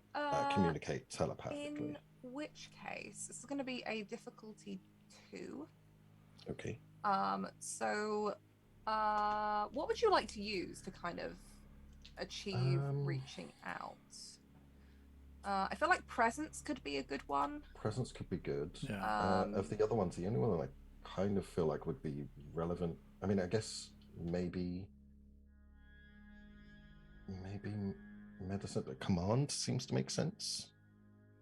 I'll let you use either command or medicine, depending on why you're reaching out. At this point, I think Tristan is basically, it's a first contact thing. He just wants to sort of kind of convey our intentions here are not to harm anyone. Okay. Um, Go ahead then and make me that presence command. Do you have a focus that would help you here? I don't think so. Unless... No, I don't think so. No. Okay. Go ahead. Make this test. You do have 2 points of momentum as well, remember. Okay. So it's difficulty Yeah. 2. Is everyone okay if I use 1 point Take to 'em. get an extra? Yeah. Go Okay. for it. Take all the mental Xanax juice you need, my friend. So presence command, I need to get under 15s. Let's see. Ooh, nice. That is 3 successes, a 6, a 12, and a 13. Hot. Nice. Okay. So you gained that momentum back. So you're still at 2. Nice. You reach out. What are you trying to communicate? Are you trying to talk to it? Are you trying to communicate a feeling? Tristan generally, especially if it's a life form that he's new to, will generally try and communicate emotions and feelings rather than words straight off the bat. So he's trying to communicate a feeling of calm and respect, just kind of non-confrontational. Yeah, you put this out, and it's challenging. It's like this, whatever this entity is that you're reaching out to, isn't actively fighting you, but like there is a block that you have to try and get past. And when you do get past it, it's almost, you get the sense that this entity isn't aware that you're here. In fact, the sense that you get is that maybe this entity is in a dreamlike or unconscious state. Okay. And there's something familiar about it. Familiar. Like something about the feeling this gives off, now that you're closer and you're here, is familiar to you. Okay. But it's so difficult because it's not giving you anything back. It's just like it's there. I'm not.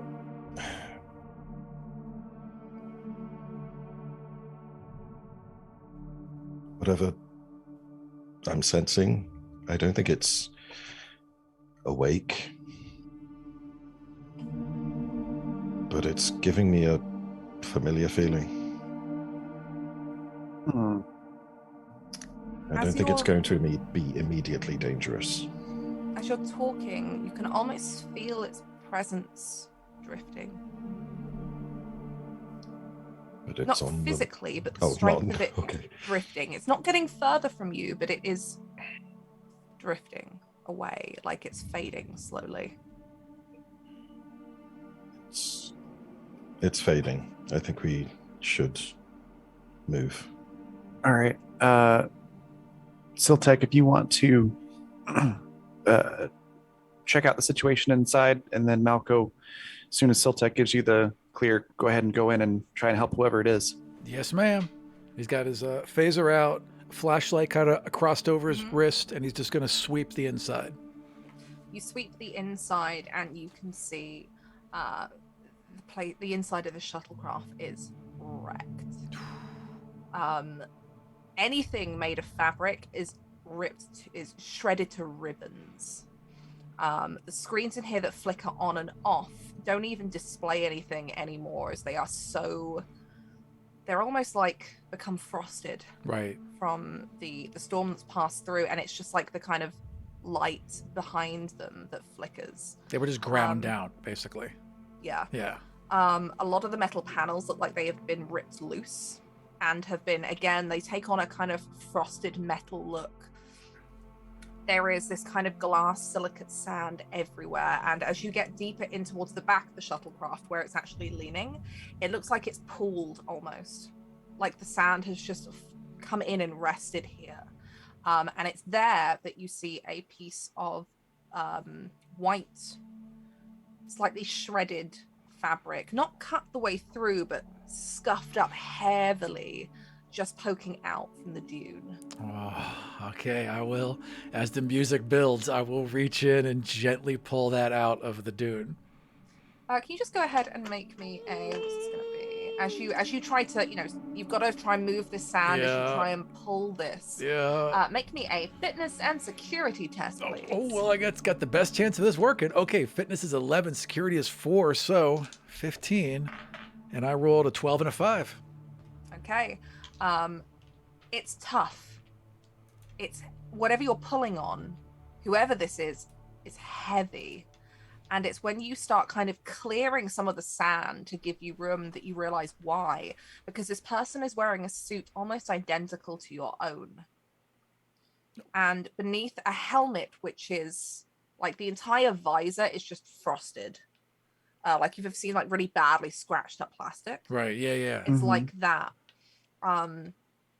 But you recognize the Starfleet insignia that sits across the outside of the suit.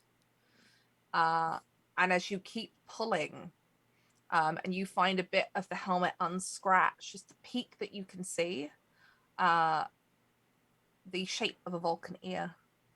Oh, are they alive? It's kind of hard to tell from here because the suit is obviously bigger than you, so there's no Gotcha. obvious breathing signs. But as you drag Yeah. and you see the insignia that sits across the front, there are enough pips here to indicate this is a captain. Oh shit! Is this our captain?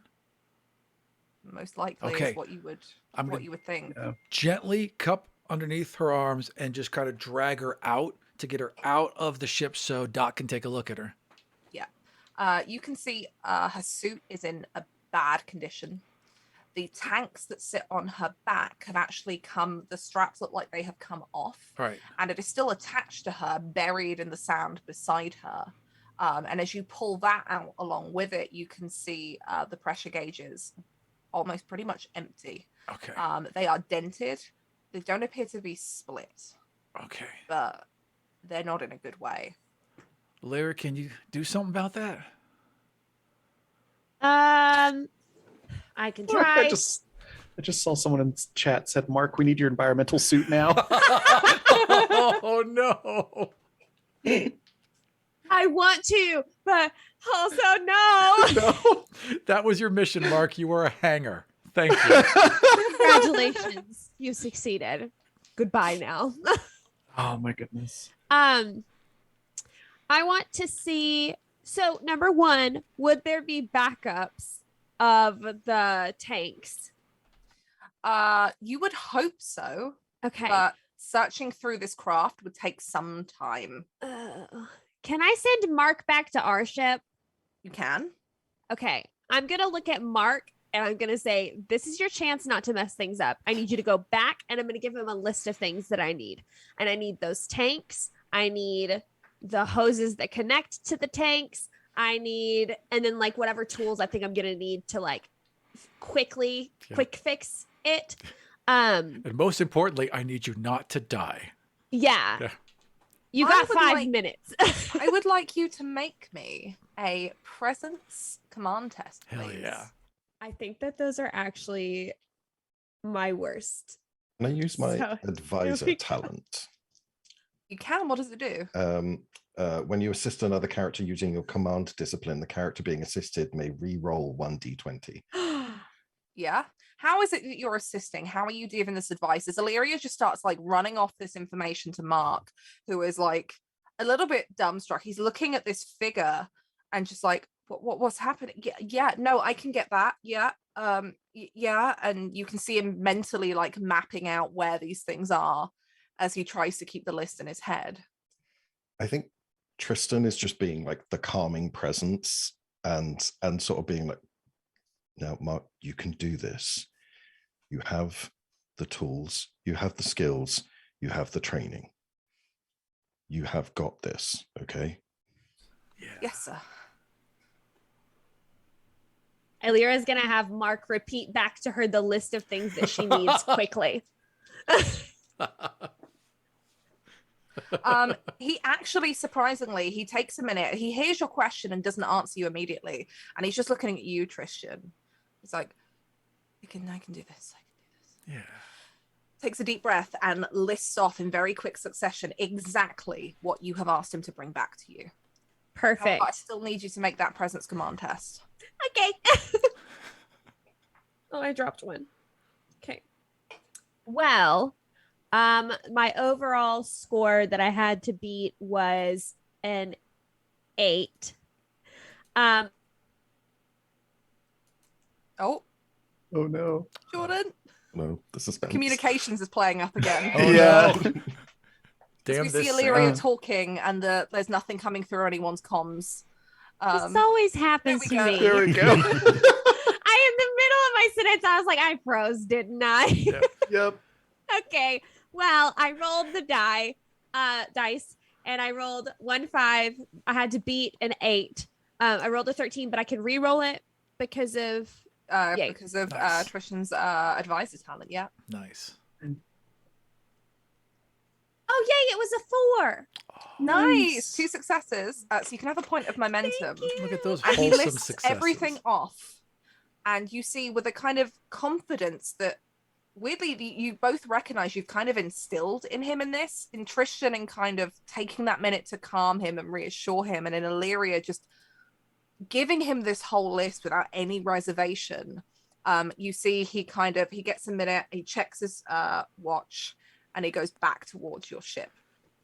Alright. You still have this figure here, though, that Siltek has dragged out of the sand. I have a question. Yes.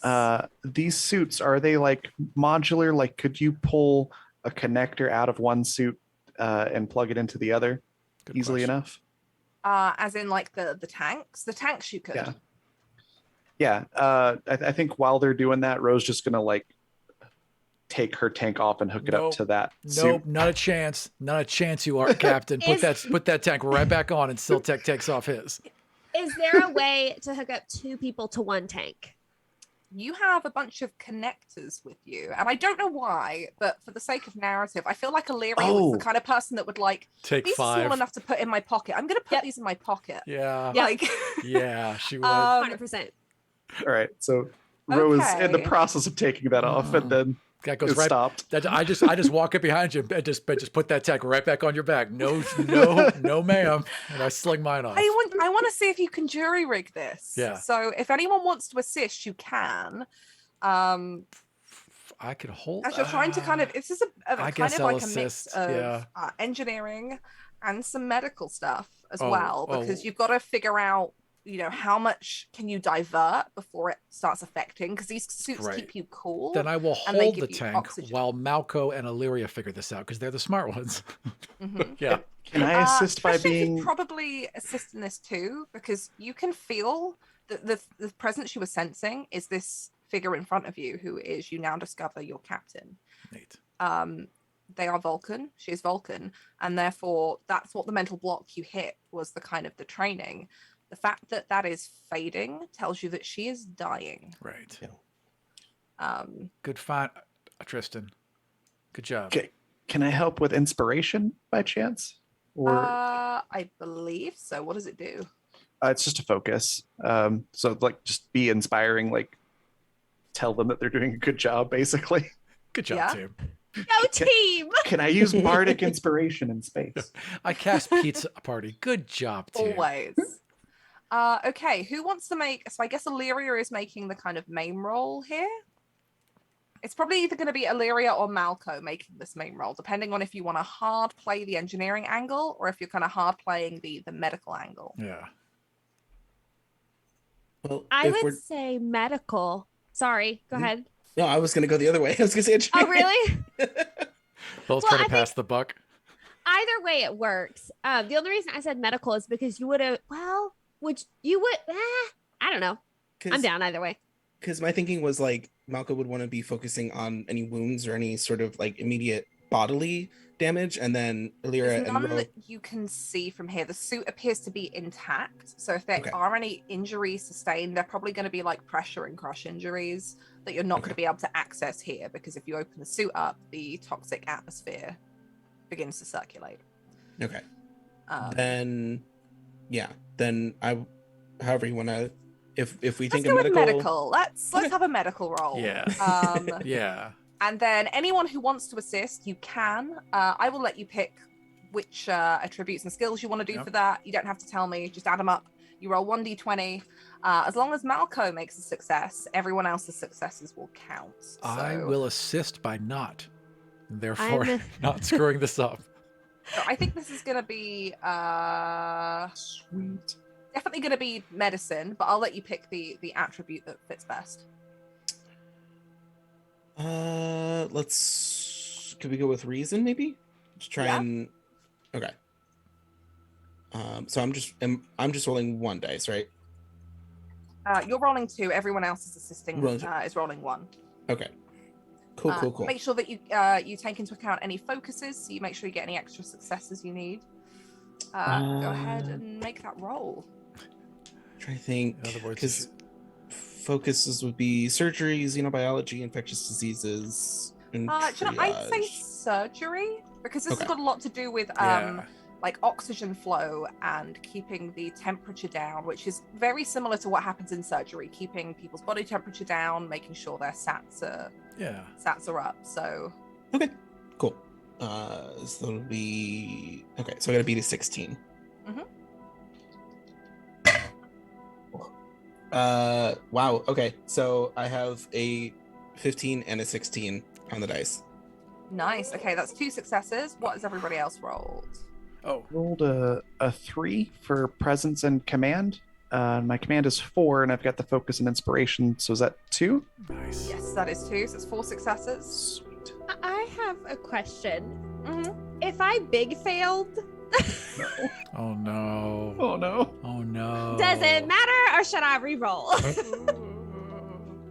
I mean, it's not gonna prevent the successes from happening. It just adds something that might be happening. Would you like to succeed at cost? Oh, that's That's a mean question. it's such a mean question. Which means you definitely succeed, Right. but there is something will happen. So you can save your reroll if you like. No, I'll re-roll now. Okay. This is our primary objective. I think it's a good call. Well, like, if I re-roll, can I succeed at cost if I fail that too? No. No. So evil. Okay, yes, you can. If you also completely fail that one No, and you want to it's succeed at okay. cost, you can. Yeah, Virginia, it's a It's a cherry slightly stream, greater cost. Virginia. Oh, I'm good. I succeeded. I succeeded. You succeeded. That's I 5 succeeded. successes. Everybody panic. Amazing. This is the most stressful I have had. Most stress I've had all week, and that's saying something. It's fun stress though. Wait, I love it. Yeah. I have missed playing with you as the GM so much. This is Totally. amazing. 100%. I assisted with reason and medicine. I got a 2 on the die. Would my medical tricorder focus Nice. apply? Do you know what? Yeah, I'd say that you could be using that, like to Okay. kind of also, using your inherent kind of ability to sense what's going on, and also the medical tricorder, keeping pairing those two vitals, things up. yeah. Yeah. Yeah. So is that another 2 successes? I think so. 7 successes in total. This was difficulty 4. Hear me out. I can do math. Security you are plus now on- fitness. Hear me out. Because I got to know if the suit's got any leaks, and the fitness tells me how it fits. No.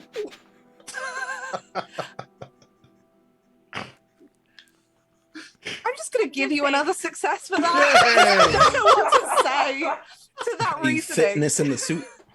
Yeah, yeah. 5 points of Argument. momentum sitting in the bank right now.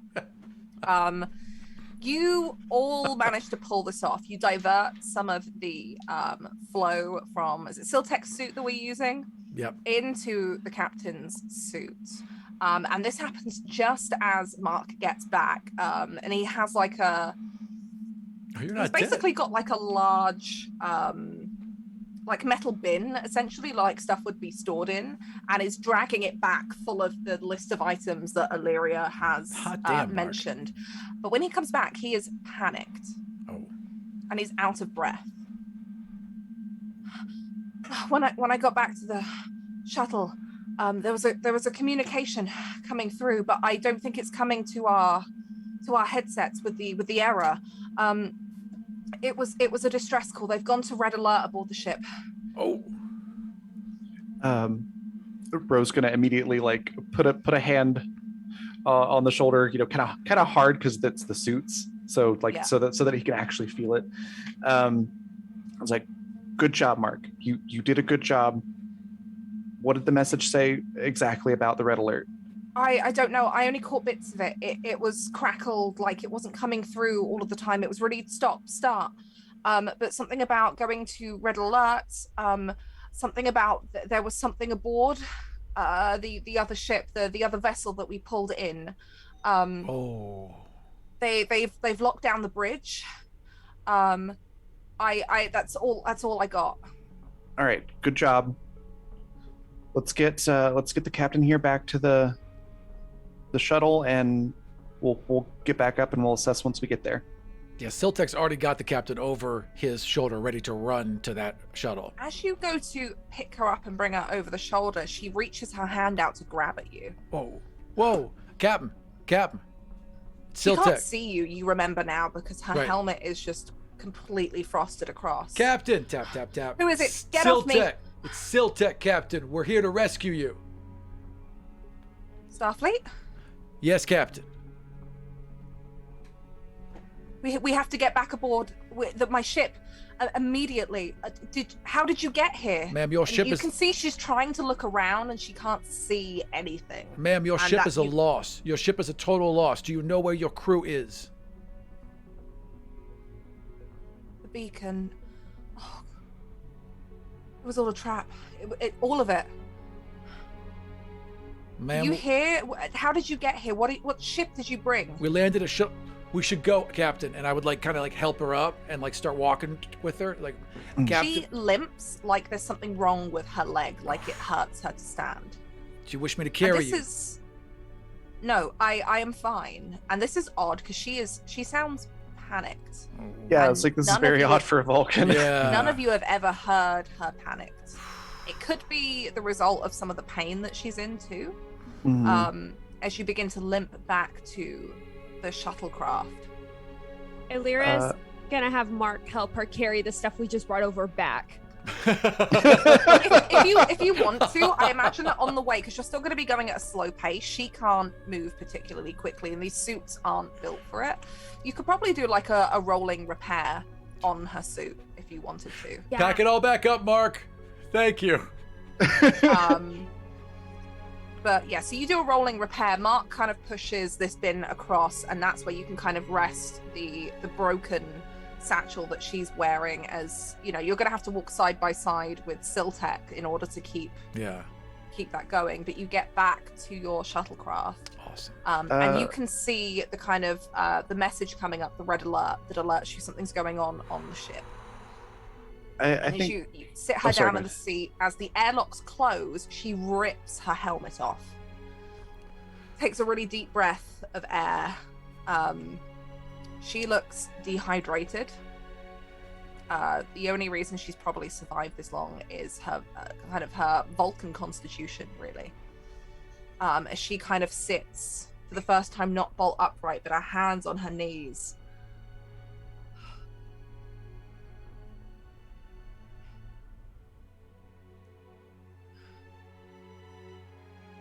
It was all a trap.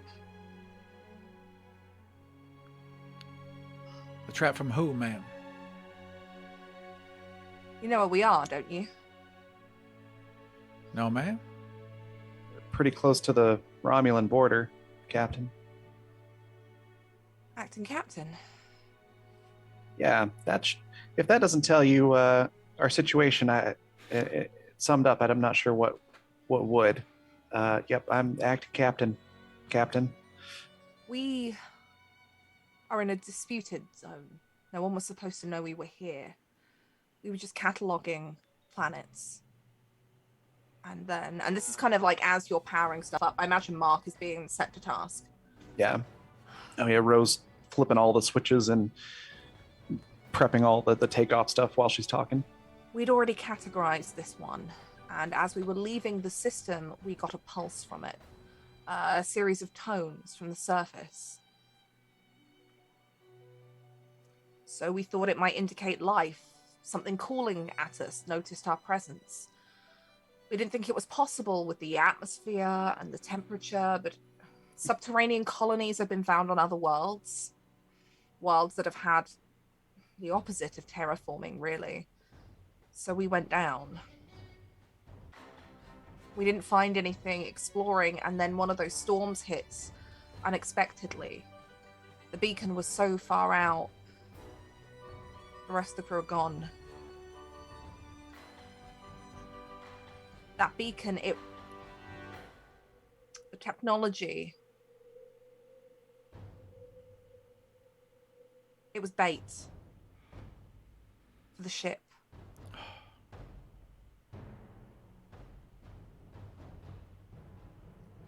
If that's true, I didn't send that distress call. I assume that's what you got. Yes, ma'am.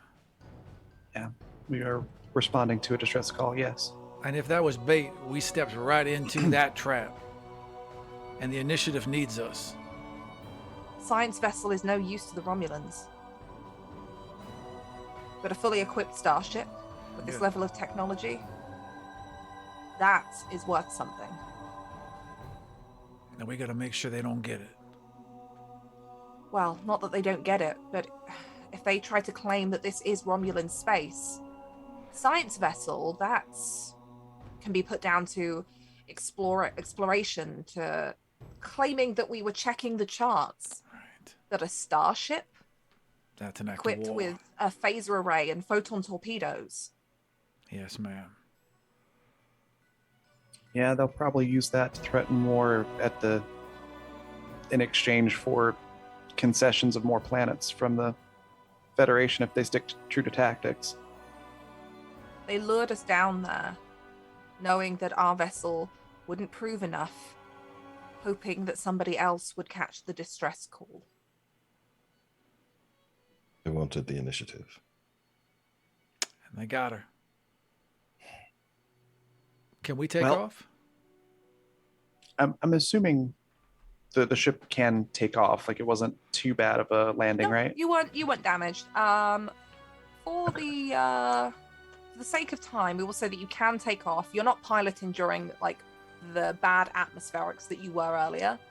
Okay. So you start As making we your way. take off, I'm going to take the ship to red alert since we're in a combat possible situation. Is everyone okay with that? The Yeah. ship is, yeah, but you do notice you Red see alert. the crackling message come through. The ship is at red alert. Somebody aboard there has already raised the alarm because they have locked down the bridge. All right. What is your plan from here as you are piloting back towards the initiative? You can So- see the Romulan bird of war that is up alongside her now. You imagine where they have boarded, potentially, Crap. or are waiting to board. I have a question. Mhm. Can I assume that the initiative can tell where we are, like, Yeah. not geographically, but you know what I'm saying. Is there a way for me to disable that?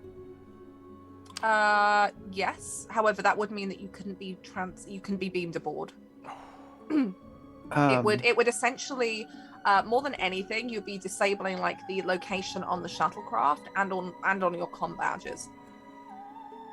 Oh, so maybe That's- not the best choice. Well, that might actually be a good option. I have a quick question as well. The science ship was still fully functional. Nothing weird about it, right?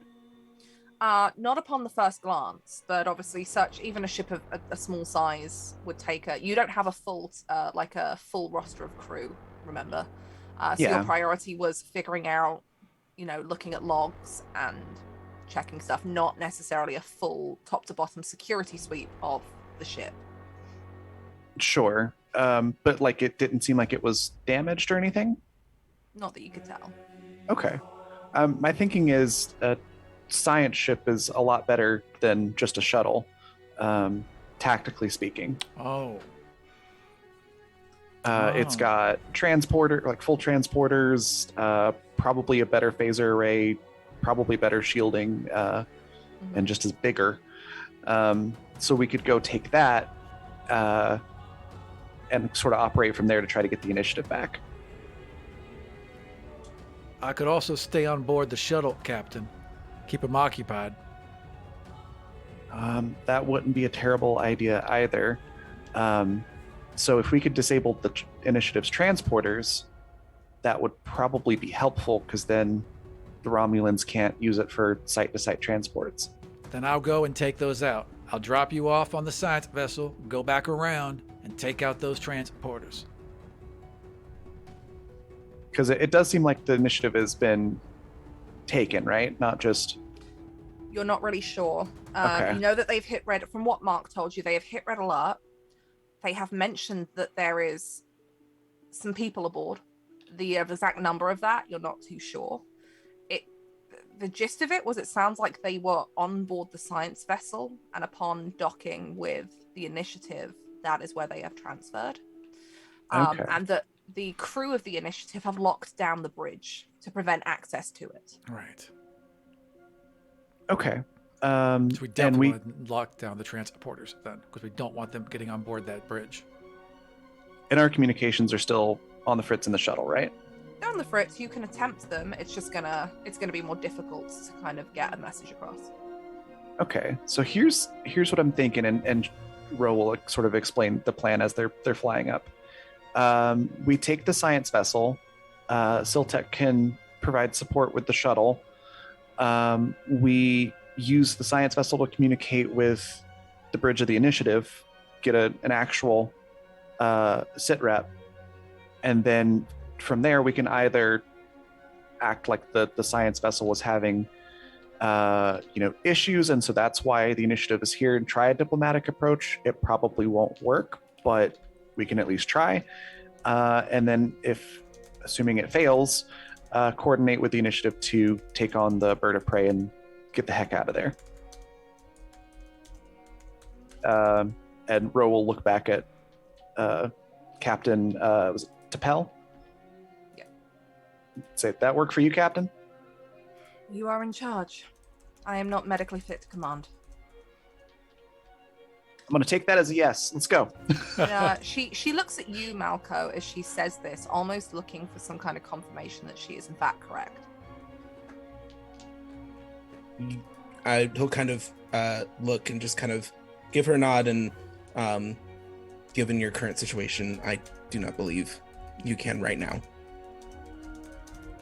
There will be casualties aboard the Initiative if they boarded.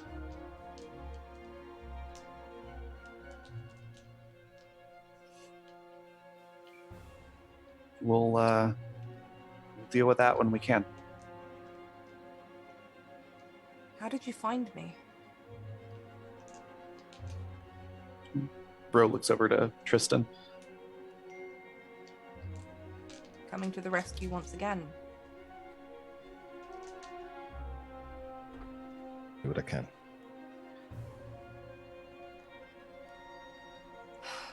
Well, I suppose I am just a passenger here. Continue. And you can see she's really trying to hold up that strength, like she is wrecked. What am I getting any feeling? You are, and that's strange to you. Yeah, because it's normally shut down. You can tell that this is a woman who is physically at her limits, mentally at her limits, to the point that she is beginning to show signs of stress and distress, and which is unusual in all the time you have served with this woman. That's not, the kind of the suppression of emotion is a very Vulcan nature thing, and here it is, like the cracks are showing. Oh dear. So as Ro's punching it, actually, right before she pushes the engines, I think she'll just sort of speak over her shoulder and be like, "Oh, come on, Captain, you're never just a passenger." And then she'll punch the engines and get over to the science vessel as quickly as possible. Okay. You get aboard the science vessel. Siltech staying aboard the shuttle, is that right? That is correct. The captain chooses to stay with you. All right. The rest of you board the science vessel, and you can see for yourselves this vessel is not very well equipped. It has a very, very minimal phaser array. It's not there's no photon torpedoes, no ablative armor. This is a as science vessel as you could get, as least threatening as possible. You imagine, but on purpose. Tristan, can you just go ahead and make me a let's see. Make me an insight command test for me, please. Difficulty 3. So you do have some momentum if you want to spend it. I may. What's is this just? I just want to get a sense of of your empath ability, and I guess some of that comes. It always felt like Tristan kind of had an intuition as well that was kind of linked to his experience with that, and just knowing a kind of what's going on around, and that kind of extra sense that gives you. Okay, so I need 3 successes. 3 successes. I've got a pretty good chance because presence plus command is 15. But I Yeah. might. We've got lots of momentum. Yeah, shall I grab a momentum? Yeah. Yeah. Mhm. Okay. Ooh, okay. That is a 2, a 5, and a Damn. 13. So that's all successes. Nice. Okay. Aboard this vessel, as you kind of walk through it, it's very odd. It's small, but these vessels are still big, if that makes sense. This is just like a very, very, very small starship, and even that is huge. And it feels very empty until you get closer to the bridge, and then it stops feeling empty. And it starts feeling like there's someone else here with you. Uh-oh. I sort of try and stop people from storming ahead. Okay. Captain, there's someone on the bridge. Okay. Do I get an emotional sense from... Like an emotional sense, sorry, did you say? Yeah, do I pick up Yeah. how they're... You do. Anger. Okay. And in some ways, kind of a smugness. Sounds like Romulans. Yeah. That's what they're made of, anger and smugness. Definitely feels very Least the Romulan, military. Captain. So yeah, Ro's gonna say, all right, change of plans. We're going to engineering. Well, I have a question. Oh, yeah. Okay, hear me out, because we can catch them by surprise and take them out, or put them in a room somewhere. But can I access like an electrical panel and cut a wire that will send off an alert but won't necessarily damage the integrity of the ship? What alert are you trying to send off? Something scary. Any ideas? Well, what I was thinking is if we can get to engineering and if it isn't occupied, we could potentially transfer control of the ship to engineering from the bridge, lock down the bridge, and then fill it with some sort of not breathable gas. I love that idea. I mean, Which would require probably like a medical wing aboard this ship, and you usually deliver anesthesia through gas sometimes. You do have a doc Perfect. aboard with you. Perfect. If you wanted to go that route. Yeah, maybe we swing by medical on our way to engineering, and yeah, Ro was planning on Illyria doing a lot of engineering trickery to make all that happen. Okay. I'm Is so there excited. anything Malco or Tristan want to do specifically aboard the ship as part of this plan? Because you Yeah. sense this presence here, Tristan. You're not sure if there's anybody else anywhere else.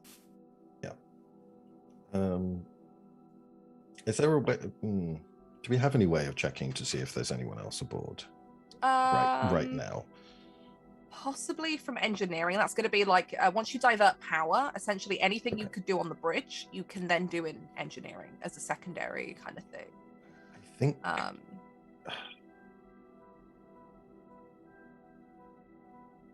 Tristan's torn between like kind of wanting to, because he knows there's someone here and that's dangerous, so he kind of wants to stay nearby here right now in case this person starts to move about the ship while we're trying to set anything up and then potentially isn't going to be there. So yeah, I think Tristan's going to request to stay behind to keep tabs on this individual, because we at least know that one person is there until we know if anyone else is aboard. Okay, so the rest of you make your way down to medical to pick up any supplies that you need.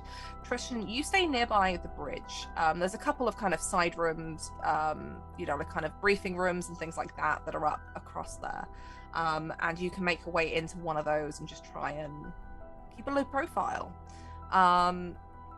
As you reach the medical kind of wing of the ship, It's not huge. This ship didn't have a large crew, so there's only a handful of beds.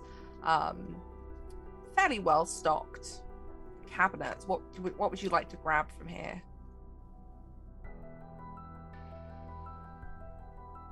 There's a whole bunch of kind of, chemicals and medicines here that you could pick up if you wanted to do something. If you're looking at playing with the air filtration system, definitely. This is also the kind of labs section of the ship as well. So there are other things here that you could potentially try and feed into the vent system. I think the idea of the anesthetic is probably the best, because he's not necessarily looking to cause any more issues. So knocking them out and then just trying to figure out where and what we want to do next is kind of his plan at the moment. Okay, you can grab that, and then you make your way down to engineering. So now you have to try and take control of the bridge. Usually I would do this as an extended task, but we do have a little bit of a time limit, because there was a lot more messing with Mark than I anticipated. I underestimated how much we like to mess with the underlings. So I'm just gonna bring this down to a single roll. I am gonna increase. I'm gonna spend some of my threats. What have I got left? I'm gonna spend another 3 threat to up the complication range of this test. Illyria, this is really gonna be your job. You need to make me a control engineering test here. Control engineering. Oh, yay. Okay, I like that. As you're trying to basically lock down the bridge and divert all power and controls from there down to here, effectively killing any ability to control the ship from the bridge. Okay, and how many successes do I need? You're going to need 3 successes for this. So, can I use some of the momentum? Yes, How many dice would you like? yes. Can I use 2 momentum? So it'll be 3 momentum if you want 2 dice. Oh. I'm How much totally, more right now? How much you I'm got? totally fine with that. Yeah. Can I also assist with the focus of helm operations to know how those systems work? Okay. Yeah. I might be able to get it done with just 1 extra die, but I don't want to risk it. Is that okay? I'm totally fine with that. Yeah. So you're using 2 extra dice, right? Yes, and it was control Okay. engineering. Control engineering. Oh Okay, cool. man. Anything God. 17 or higher is a complication. What did you roll?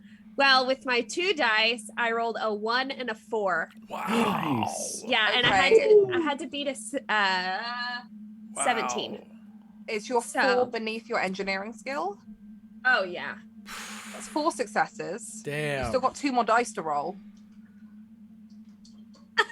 Come on, Ensign. I'll probably Lieutenant. by 6 now. and a 9. Nice. Nice. 6. What did you roll, Raven? For row? I got an 18. Is it 18? Yeah, 18. 18. So that is a complication. Yeah. Yeah. However, you needed, I'm going to say 3 successes. So you get 3 momentum back. There is a complication. So you start rewiring things. And Illyria, it's like working like to the everything is immediate, because you know as soon as you start, the bridge is going to know. And Tristan, you realize when this starts happening because you start feeling panic. And you can probably hear from here the sound of alerts going off and alarms being triggered. From the room that you're in, you hear what sounds like the transporters Oh, shit. go off. Not for long. And Illyria, eventually you realize that you now have full control of the bridge from engineering. The bridge is locked out, and the only way to reverse that would be for somebody to come down here and reverse what you have done. Okay, I froze out for a second. We said that we heard the transporters go off. Tristan would have done. 'Cause Oh, he's not too far from the transporter room. okay. Never Oh. mind. That is the complication, that the transporters appear to have been used before you can take control of those two. Okay. One quick note, we just got a 600-pound donation from Melissa. Melissa, thank you so much. That took us well over 4,000 pounds. Amazing, people. Thank you. That's so awesome. Amazing. So awesome. In which case, I am going to. What should I do for that?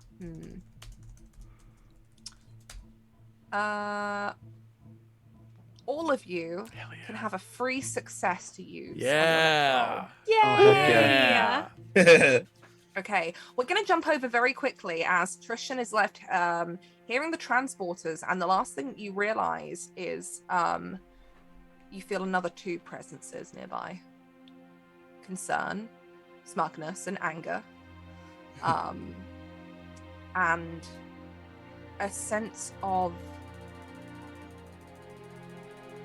like they're looking for something.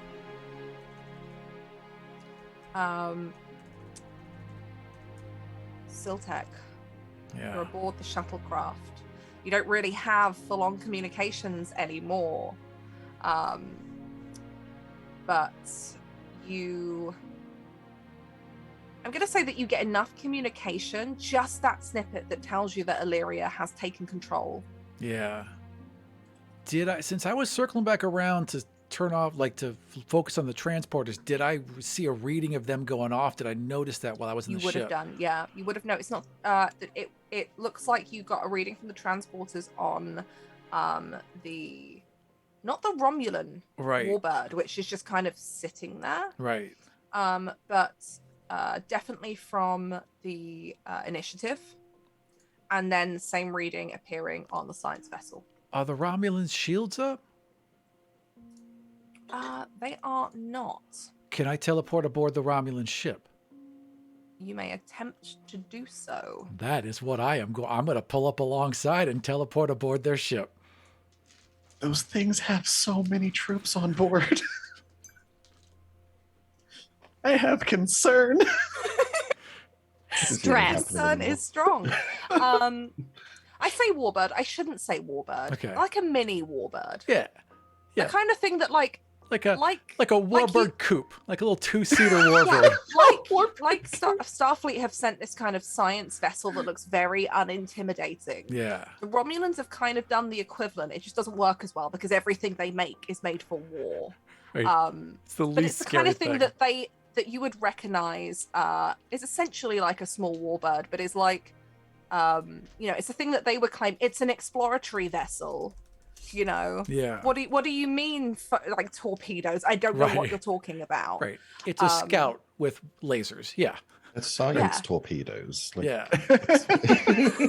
They're strictly for removing difficult to navigate asteroid fields. Yeah. Go ahead and make me. Oh God. Let's do something dumb. Daring is usually used for fighting, Yeah. but I'm going to make you use daring in this case. Okay. And engineering. Daring Because plus. you can't just like beam aboard a not a Sure. Vulcan, a Romulan ship. Yeah. You've got to get past. They have their own security and processes. They don't use exactly the same tech as the Federation. I have a focus of espionage. Does that help me out at all here? That 100% does. Nice. Yeah. All right. Yeah. All right. So I got a total of 10 I have to roll under. You do have 4 points of momentum. I might be spending those. How many extra dice can I get? Without giving me any threat, you Yeah. can get 2 extra dice. Do you If you guys- want to give me 2 points of threat, you can have 3 extra dice, and you do have a free success to use. It's difficulty 4. I'm definitely going to use the free success. Can I get those 2 points to roll 2 more dice? So can I roll 4 dice total? You Is that want okay with everyone? Yeah, sure. So that leaves you with 1 point of momentum in the back. Everyone agree? Yep. Is that good? Yeah. Okay. All right. Then I'm going to roll 4 dice. 4 dice. So you've already got 1 success. You just need 3 more. I have an 18, a 9, and a 10, and then 5, and then a 5. So that 9, is 10, 9, 10, 5, all under. 9, 10, and 5. So that is 4 successes total. It takes a little while because you got to try it. You're trying to remember some things that you were taught from your more Cardassian roots of some of Mhm. the espionage. All of And Mom's like old lessons that she taught me, like when I was 6, instead of a bedtime a story, I got, here's how you Yeah. hack into a Romulan's, shuttle. Yeah. This one time when I was younger, and she Yeah. tells you, there was a story about the time that she hacked a transporter, and you desperately try to envision like your 6-year-old self hearing the story again. Yeah. And as you attempt this, knowing that if it goes wrong, you could be spread into a million particles floating around in who knows where, some holographic array, you get ready, the transport goes, and you find yourself standing inside the transporter room of a clearly very Romulan ship. There is no one else around currently, but you are here. I'm going to, as the camera pans off me to the rest of the group, I think I'm going to slowly make my way to the bridge. Okay, and that's where you start heading. Yeah. Back to our crew, though. The captain, by the way, calls you insane, threatens to write you up, asks how you even know how to do this, like as you're programming it, and in a very like tired Vulcan tone. She's only half with it.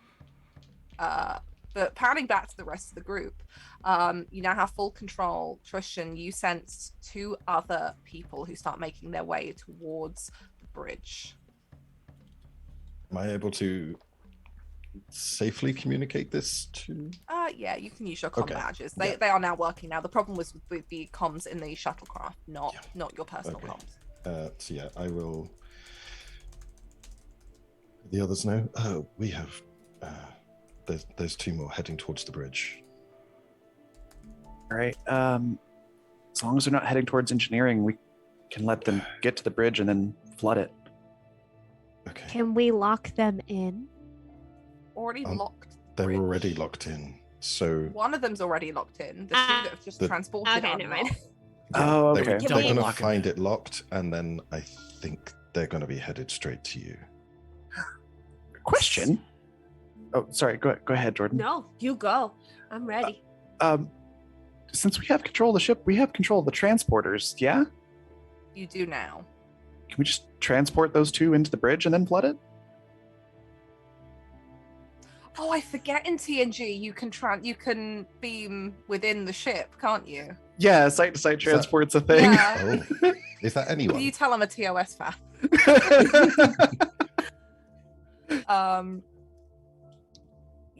You could certainly attempt it. This is amazing. Before we do that, though, I want to ask Malco, what are you doing right now? As like this, you can hear this plan beginning to hatch over in the other corner of engineering.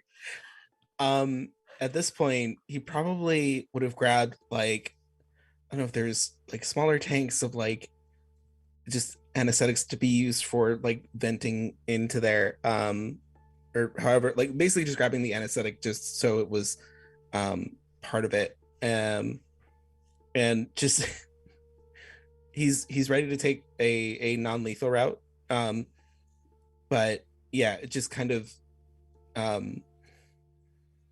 don't know, he's kind of waiting on Rose kind of updates, I guess. Okay. So you want to try and transport them into the bridge before you let off this anesthetic gas into the air system. Yeah. Okay. With any luck, maybe they'll think that someone on like the bridge got control and just beamed them onto there. Like they won't. They'll be a little surprised. Is the hope?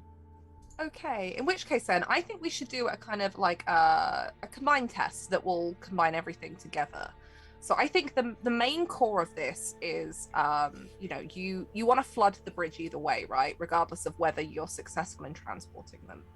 Yeah. Yeah. So I want Malco to make this test with a either control or daring and your medicine, as the main thing is flooding the bridge. And then what I want Illyria and Ro to assist. Using Illyria, I don't mind what attribute you use, but you're going to be using engineering because you are trying to operate the transporters and do that site to site across. And then Ro, I want you to assist using your command and whatever attribute that you, or con even, I think, because I think you're the one who is kind of programming the venting system as it goes through, because you are kind of the person who would have the authority to kind of issue those kind of commands. Would daring work for the attribute for this one? Daring would work, yeah. Sweet. So I'm gonna say in total this is a difficulty 3. If you hit 3, you'll get everything. Nice. If you hit 2, you'll only manage to transport one of them. Oh. If you hit 1, you'll just get the one who's already in the bridge, but the other 2 won't be affected. Oh God. All right. Okay. Sorry, I keep smacking my microphone. Sorry about that. Could I potentially use a surgery focus so I'm not using too, like, just enough, like I know kind of just enough, the right amount of gas to kind of help pump in so that they don't... Yeah. Okay. Because it's you know, you don't want to kill them with it. You just want to... That's fair. Incapacitate. Yeah. Them. Put him, Sorry. make him go to sleep. This roll's making me nervous. I haven't even rolled it yet. Okay. All right. So don't forget, you have a free success if you want to use it. Okay. And Illyria and Ro, if you want to use your free success instead of rolling, you can. It's up to you. I already rolled and I got a nat 1. Nice. Well, that's good because I rolled and I got a 19. Oh no! Okay. I got a 10 and a 17, so that's at least 1. 1, yeah. So you got at least 1 success. Ro got 1. Illyria, using your reroll, not reroll, your free success instead of your dice roll. Yeah. So Can I do that? Yeah, you can. So that's 3 successes. Nice. And it's, you start slowly feeding this into the vent system, and you can start to see the kind of warning levels of the bridge. The bridge's airlock, which is what you've done, you've airlocked it essentially, start to ring alarm bells. And Tristan, you can feel panic rising, and then it's slowly subsiding. And then at the same time, those 2 presences, which you started to feel come towards your direction as, like you predicted, they couldn't get into the bridge, so started heading down to engineering, disappear and are further from you now, and also begin to fade until they're just a background hum. I know we're running over a little bit, so I hope folks don't mind and everyone's good. Yeah. So we'll do some montagey time skip stuff, I think, here. Oh, fun. We'll jump back over to Siltec. You are aboard the ship. You make your way to the Romulan bridge. Yeah. It looks like the ship can probably be piloted with maybe 4 or 5 people. It's clearly a very small scouting ship that can be easily disguised, as a science vessel or some other exploratory vessel. What are you doing here on the bridge, as you seem to kind of have it to yourself? I was gonna see what they were doing, but if there's no one there, I'm immediately gonna go for their instruments and try and tap in and see what they've been doing. Like, I want to look at their logs. I'm going to say, since you hacked the transporters, this is a piece of cake for you with your espionage focus. It looks like they had reported spotting a Starfleet vessel. Mm-hmm. The command had come back and said that the vessel itself wouldn't be enough to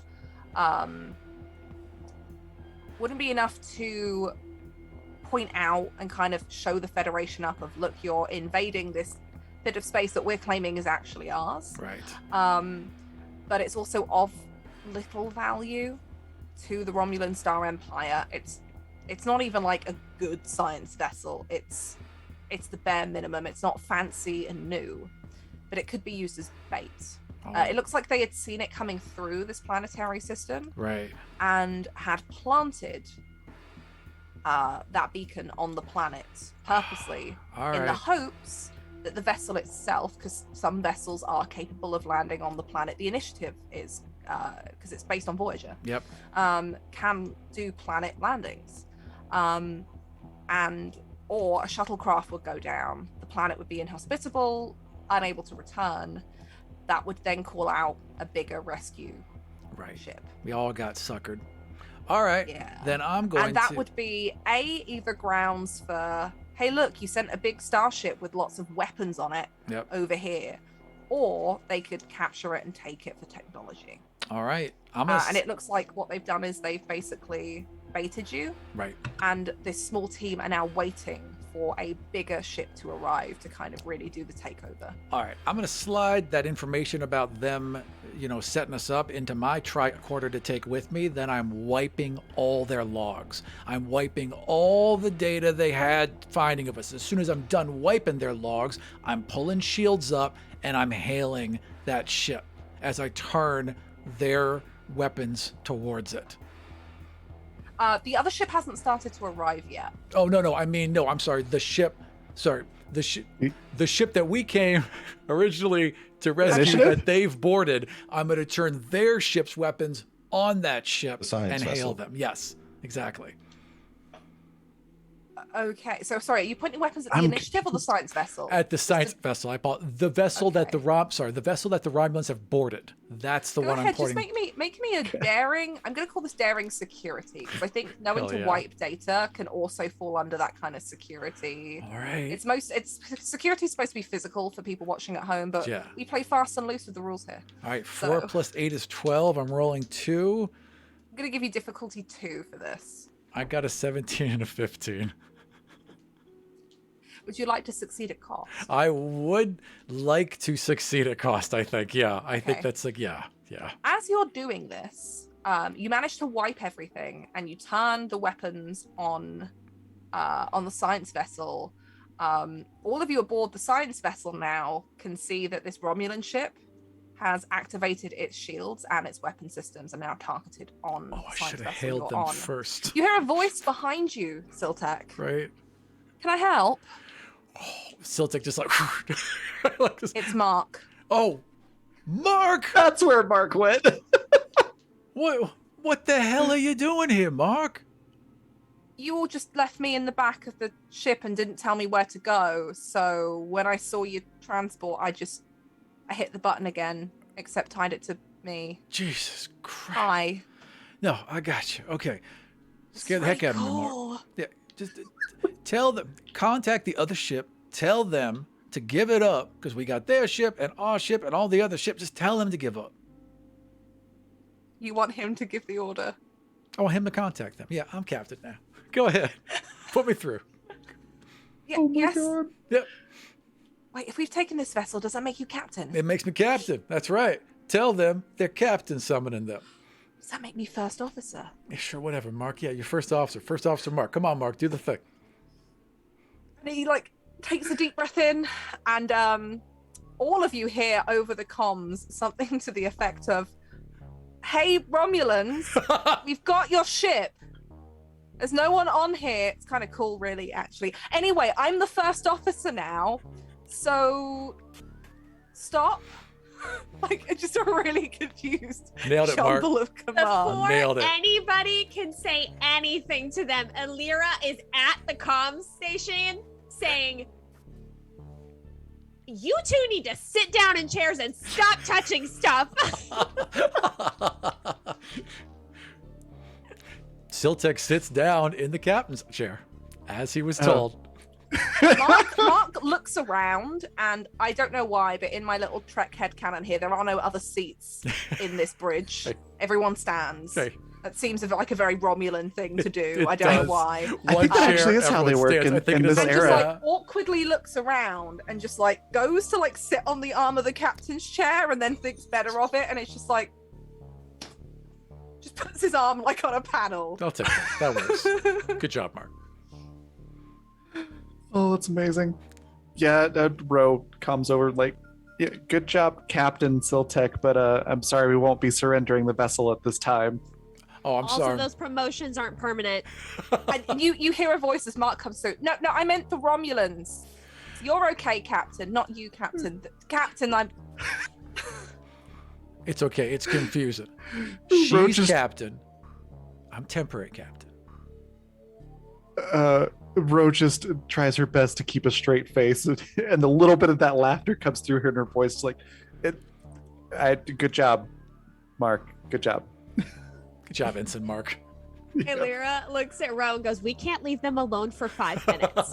5 minutes." I mean, I did. Christian, I know that you normally have to be like in the vicinity of somebody to feel what they're feeling, but what you get here is pure, unadulterated excitement from the two of them on that ship. Radiating. We're Yeah. so Yeah, happy. it's so strong. Just two idiots as pleased as It's can like be a right now. beacon in the stars. I just feel it. Yeah. I would like to hail the initiative. Yeah. Who answers the hail? As you do this, like I imagine that at this point you're kind of on like an open comms Yeah. because of Yeah. this, and you hear Mark being like, "I'm not on the." Mark, don't tell people. Not talking to us. Oh, I can see one. And the someone on screen. the other end answers, and it is you just get, "We are in command of this vessel now, Oh, fuck. and another is on its way. I would surrender your ships, including ours, and you will be taken back to Romulus to stand trial for trespass and warmongering." Yeah, you see, that's not really gonna work for us over here. Captain Siltek, I've got Yes, them on the ma'am. other line there. Did you say your name was? Captain Siltek, what did you find over there? Anything important? I just happened to found this whole setup where they planned the beacon and everything, Captain, and I throw all the data right onto the screen. Oh, that looks Federation lies. really bad They're on the your Romulan lies, Empire. Romulan. You can do whatever you want with us, and I know you don't like my kind too much there, but this is already out there, captains, and they're going to see it. And they're going to know it was all a setup. You're not going to get your Like wall. they would believe a Cardassian spy. Turns out that they do. And Cardassian, son of a spy. Thank you very much. You hear Mark briefly in the background. I can't tell who's talking anymore. Who's on what shit? Just just like got- you can just hear him asking questions to Stiltech. No matter what they say to you, just say something kind of mean back where you sound arrogant. I've seen every captain do it. It's fine. We're good. Are you good? You suck. Is what on the mic. You just hear it, Lyra in the background go, "Oh." Bro just sort of clears their throat. Yes, thank you. Anyways, from what I can see here, you were the aggressors in this situation. I show no records of any Starfleet weapons being fired. Legally boarded one of our vessels, and we have responded by taking these two ships, and you can surrender and have your ship back and be on your merry little way. Or we can start a intergalactic incident, which would be very unfortunate for everyone. But cool. And no, Mark in the Siltek. background Sorry. is like, yeah, that would be kind of It cool. would be wouldn't so it? cool, wouldn't it? No, but you're right. No, we can't do all that. of the Yeah. all of the phase. I've Oh, never it'd be seen so a photon cool. torpedo We could go fire off 3 ships at Can once. Look, in the bridge. Can Alira bump Siltek and Mark from the comms? yeah, it's like they're a mute button. Of course you can. Yeah. We're We'll idiots. just look over and nod Easily. like, thank you. We still think we're going, so we're still talking to each other. It's just the two of you discussing, like, Mark's just like, I've never seen a photon torpedo go off Wait. from the bridge. What Oh, does I it know. look like? But Oh, it looks cool. Wait, I think I hit mute. Can you unmute me? How do you? Does it to us it's two the idiots? two of them Yeah. pressing the same button going, can you hear me yet? No, I Hello? can't. Can you hear me? Can I also So glad we can't hear this. Jordan? No, no. Oh no. It's a good freeze face on her too. She's It so is. intense It's right great. now. She has a question and she's gonna ask it. There we go. What's the question? Okay. Can I also send up like messages on their computers of like essentially like light up little error lights, but like every time they make it all the way over there, they just like die out. So they're like running across the bridge to like different stations. I'll let you spend a point of momentum to create that as That's a thing great. that's happening. Can I do that? So yeah, that's the kind of like between the really tense diplomatic talks, we cut to the scene of the two of them being like, "Where is it coming from?" Where is it? They just keep lighting up.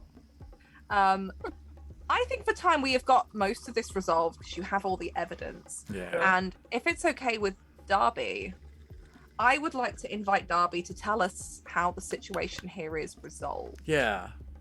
Gosh. Okay. From kind of Tristan's point of view, and what's his role in this? Because this is going to be a diplomatic thing. Yeah. And this stream is all about you. So I'd like this to end in a way that is satisfying for you. How would Tristan like to see this end up? I think Tristan's goal first and foremost is to end all conflict as peacefully as possible. Violence is always the last resort for Tristan, and I think going off the back of our new captain's gambit there, he's going to push for that. He's going to point out the fact that you can go back and try and peddle this story, but the initiative doesn't exist. There's no record of it ever having been here now. That no one's going to believe you. And if you push this now, there is enough of us to kind of take you out. And we don't want to have to do that. We just want to Some of us do, but we'll hold back. You can go on your way. You can't hear this call over in, I know. over in the wrong I know, I'm so You're sad still about running it. back and forth trying to fix fake errors. And he's going to just Why am I still muted? Tristan's goal is to just walk away. I like to think that is the kind of the real diplomatic thing that gets pushed across, because it doesn't come from a captain who, the Romulans to some degree kind of like, you're the responsible one and have it out. It comes from Tristan, the kind of the walk away speech, like, this is enough.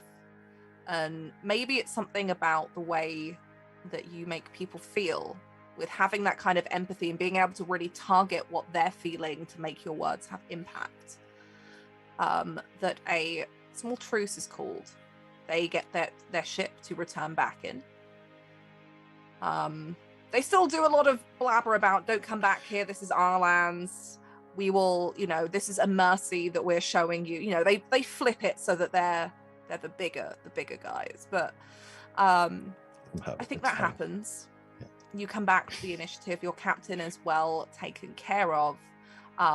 Mark and Siltek, I like to imagine, return, talking about how cool that is, having taken the equivalent of like 300 different selfies inside the bridge. Yeah, we're best friends now. Totally.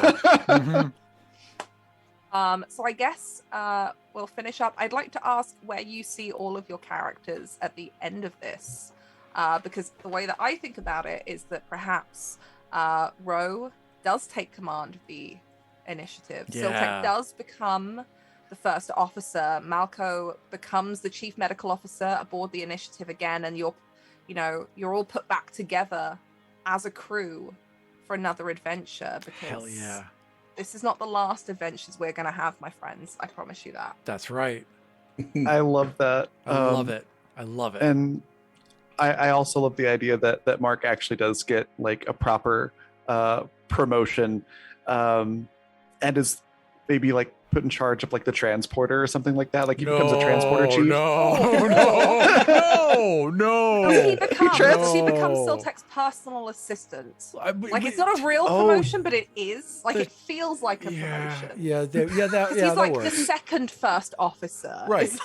Right. Exactly. I mean, there is a second officer position, but he could also be like the Wesley of this crew, where he's just acting as this role. And then periodically we tell him to shut up. He and Siltek, best friends. Yep. Tristan, Mark constantly comes to you for kind of like that pep talk, that understanding. Yeah. He starts to look at you like a big brother. That's great. Mark is constantly visiting you, usually before or just after Siltec, as the two of them get into some kind of trouble. The injuries are always matching because they both do the same stupid shit. We both broke our leg. Probably bothering Illyria down in engineering, going, "What does this do?" and touching something, and, injuring themselves, and then Siltec comes along, and goes, "Oh wait, what did you do?" and does exactly the same thing. 100%. At least 3 times a week. But none of them managed to break the holodeck yet. That's right. But But I it think constantly smells like horses. I'm just imagining the crew taking Mark horseback riding and Yeah. it just going horribly wrong. Yeah. That could be a whole other adventure. Hey, wait till I take him roller disco. Oh yeah. This is the montage you get, friends, as it fades, as we fade out of the episode, is Mark trying his very hardest on the bridge with Ro. Turns out Mark was the lens we viewed it through all along. Annoying Illyria down in engineering by touching things that he shouldn't. Learning to roller disco with Tristan. Yeah. Constantly being patched up by Malco, and he's in there like every 2 days with some new terrible injury, and that recommendation for a civilian role is just so close. And horseback riding with Siltec, but he's probably like half off saddle, Yeah. like foot caught in a stirrup, just like ah! Yeah, because because like my teaching is like, okay, you're on full gallop. Let's go. Smacks the horse on the hind, and Yeah. it's just and that's how we close up, our entire crew laughing at Mark as he gets Almost on a killed. wild ride on a horse in the holodeck and runs off into the distance screaming. I hope you've all enjoyed this, friends. Star Trek's so hard to do in a one shot for me. Yeah. There's so You were much great. investigation and stuff You to go on, nailed and it's it. really hard to get all the elements in. But I hope this was fun for everybody, Hell especially yeah. you, Darby. I hope you enjoyed playing this. This has been So a dream come true. I've missed this crew so much, and I'm so very happy that we all got back together to do this. And I hope it isn't the last time that we oh heck go no, on some journeys. heck no. No, we're getting I am back. down for playing Trek whenever. We're gonna make so- Mark an admiral. Come on. It's gonna happen. It's gonna It's happen. gonna be a very, very long campaign. We'll be 80. He's Hey, look, almost what I'm there. saying is it's spooky month Yeah. very soon. That's and if true. you want a spooky Star Trek game, Yes. friends. Yes. Oh. Yes. Yes. Yes. Anyone who wants a please. spooky Star Trek game, please type spooky in our chat so we can see that. That would be very helpful. Thank you very much, because I want a spooky Star Trek game very, very much, please. I'm going to go ahead and start that off by Be typing ashamed to waste spooky. the overlays that Aram has spent so much time making. Oh as my well. God. Would be a Right? shame. Yeah, they're So- These are amazing. incredible. I can add some Maybe we'll pumpkins. talk after this, folks, and we'll sort out a spooky Star Trek. Yeah, there's an one-shot or orange alert, something. right? We can figure this out. You can alert. We I can make love it happen. Hell yeah. Pumpkin alert, I love that. Look, Pumpkin we've already alert. broken the canon so much. Why not just keep going? Why not? We have fun. It's great. Captain Freddy Krueger's hailing us.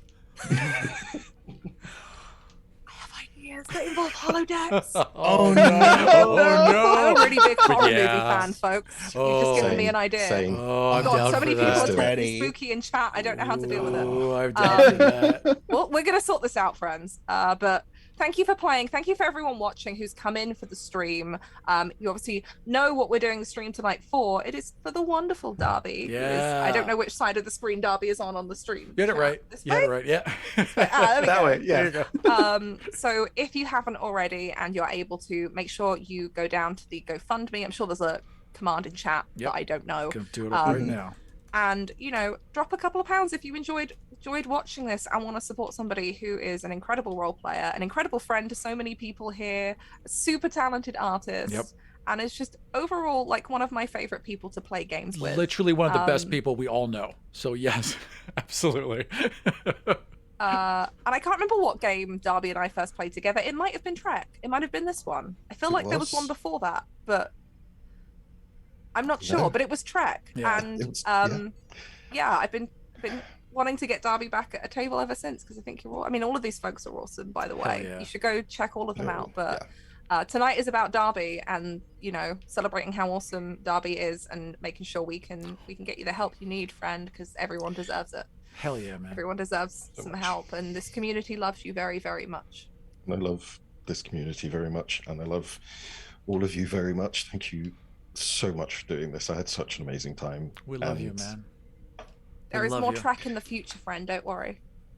I can barely do this heart because of my arthritis. That's how much I love you. All right. I think that's it. All right. We all set?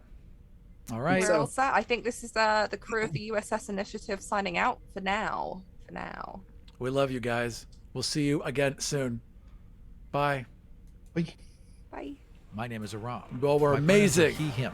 I'm the Oh, that was so good. Overran a bit, friends. I was Play really Dungeons trying and Dragons to, podcast. Godsfall. to like get as much My in as name I is could Dylan. for everybody, My pronouns but are it's he, him. so difficult I'm a with track to like get from all of Canada. the science and Welcome the medical and to the kill like every monster. command and everything into one session. So Amazing. Amazing. Nailed was that. amazing. You absolutely nailed that. You were all Yeah. great. You were a perfect GM, Virginia. You I- rolled Oh, with we're it. not We're muted, not- by the we're way. not muted.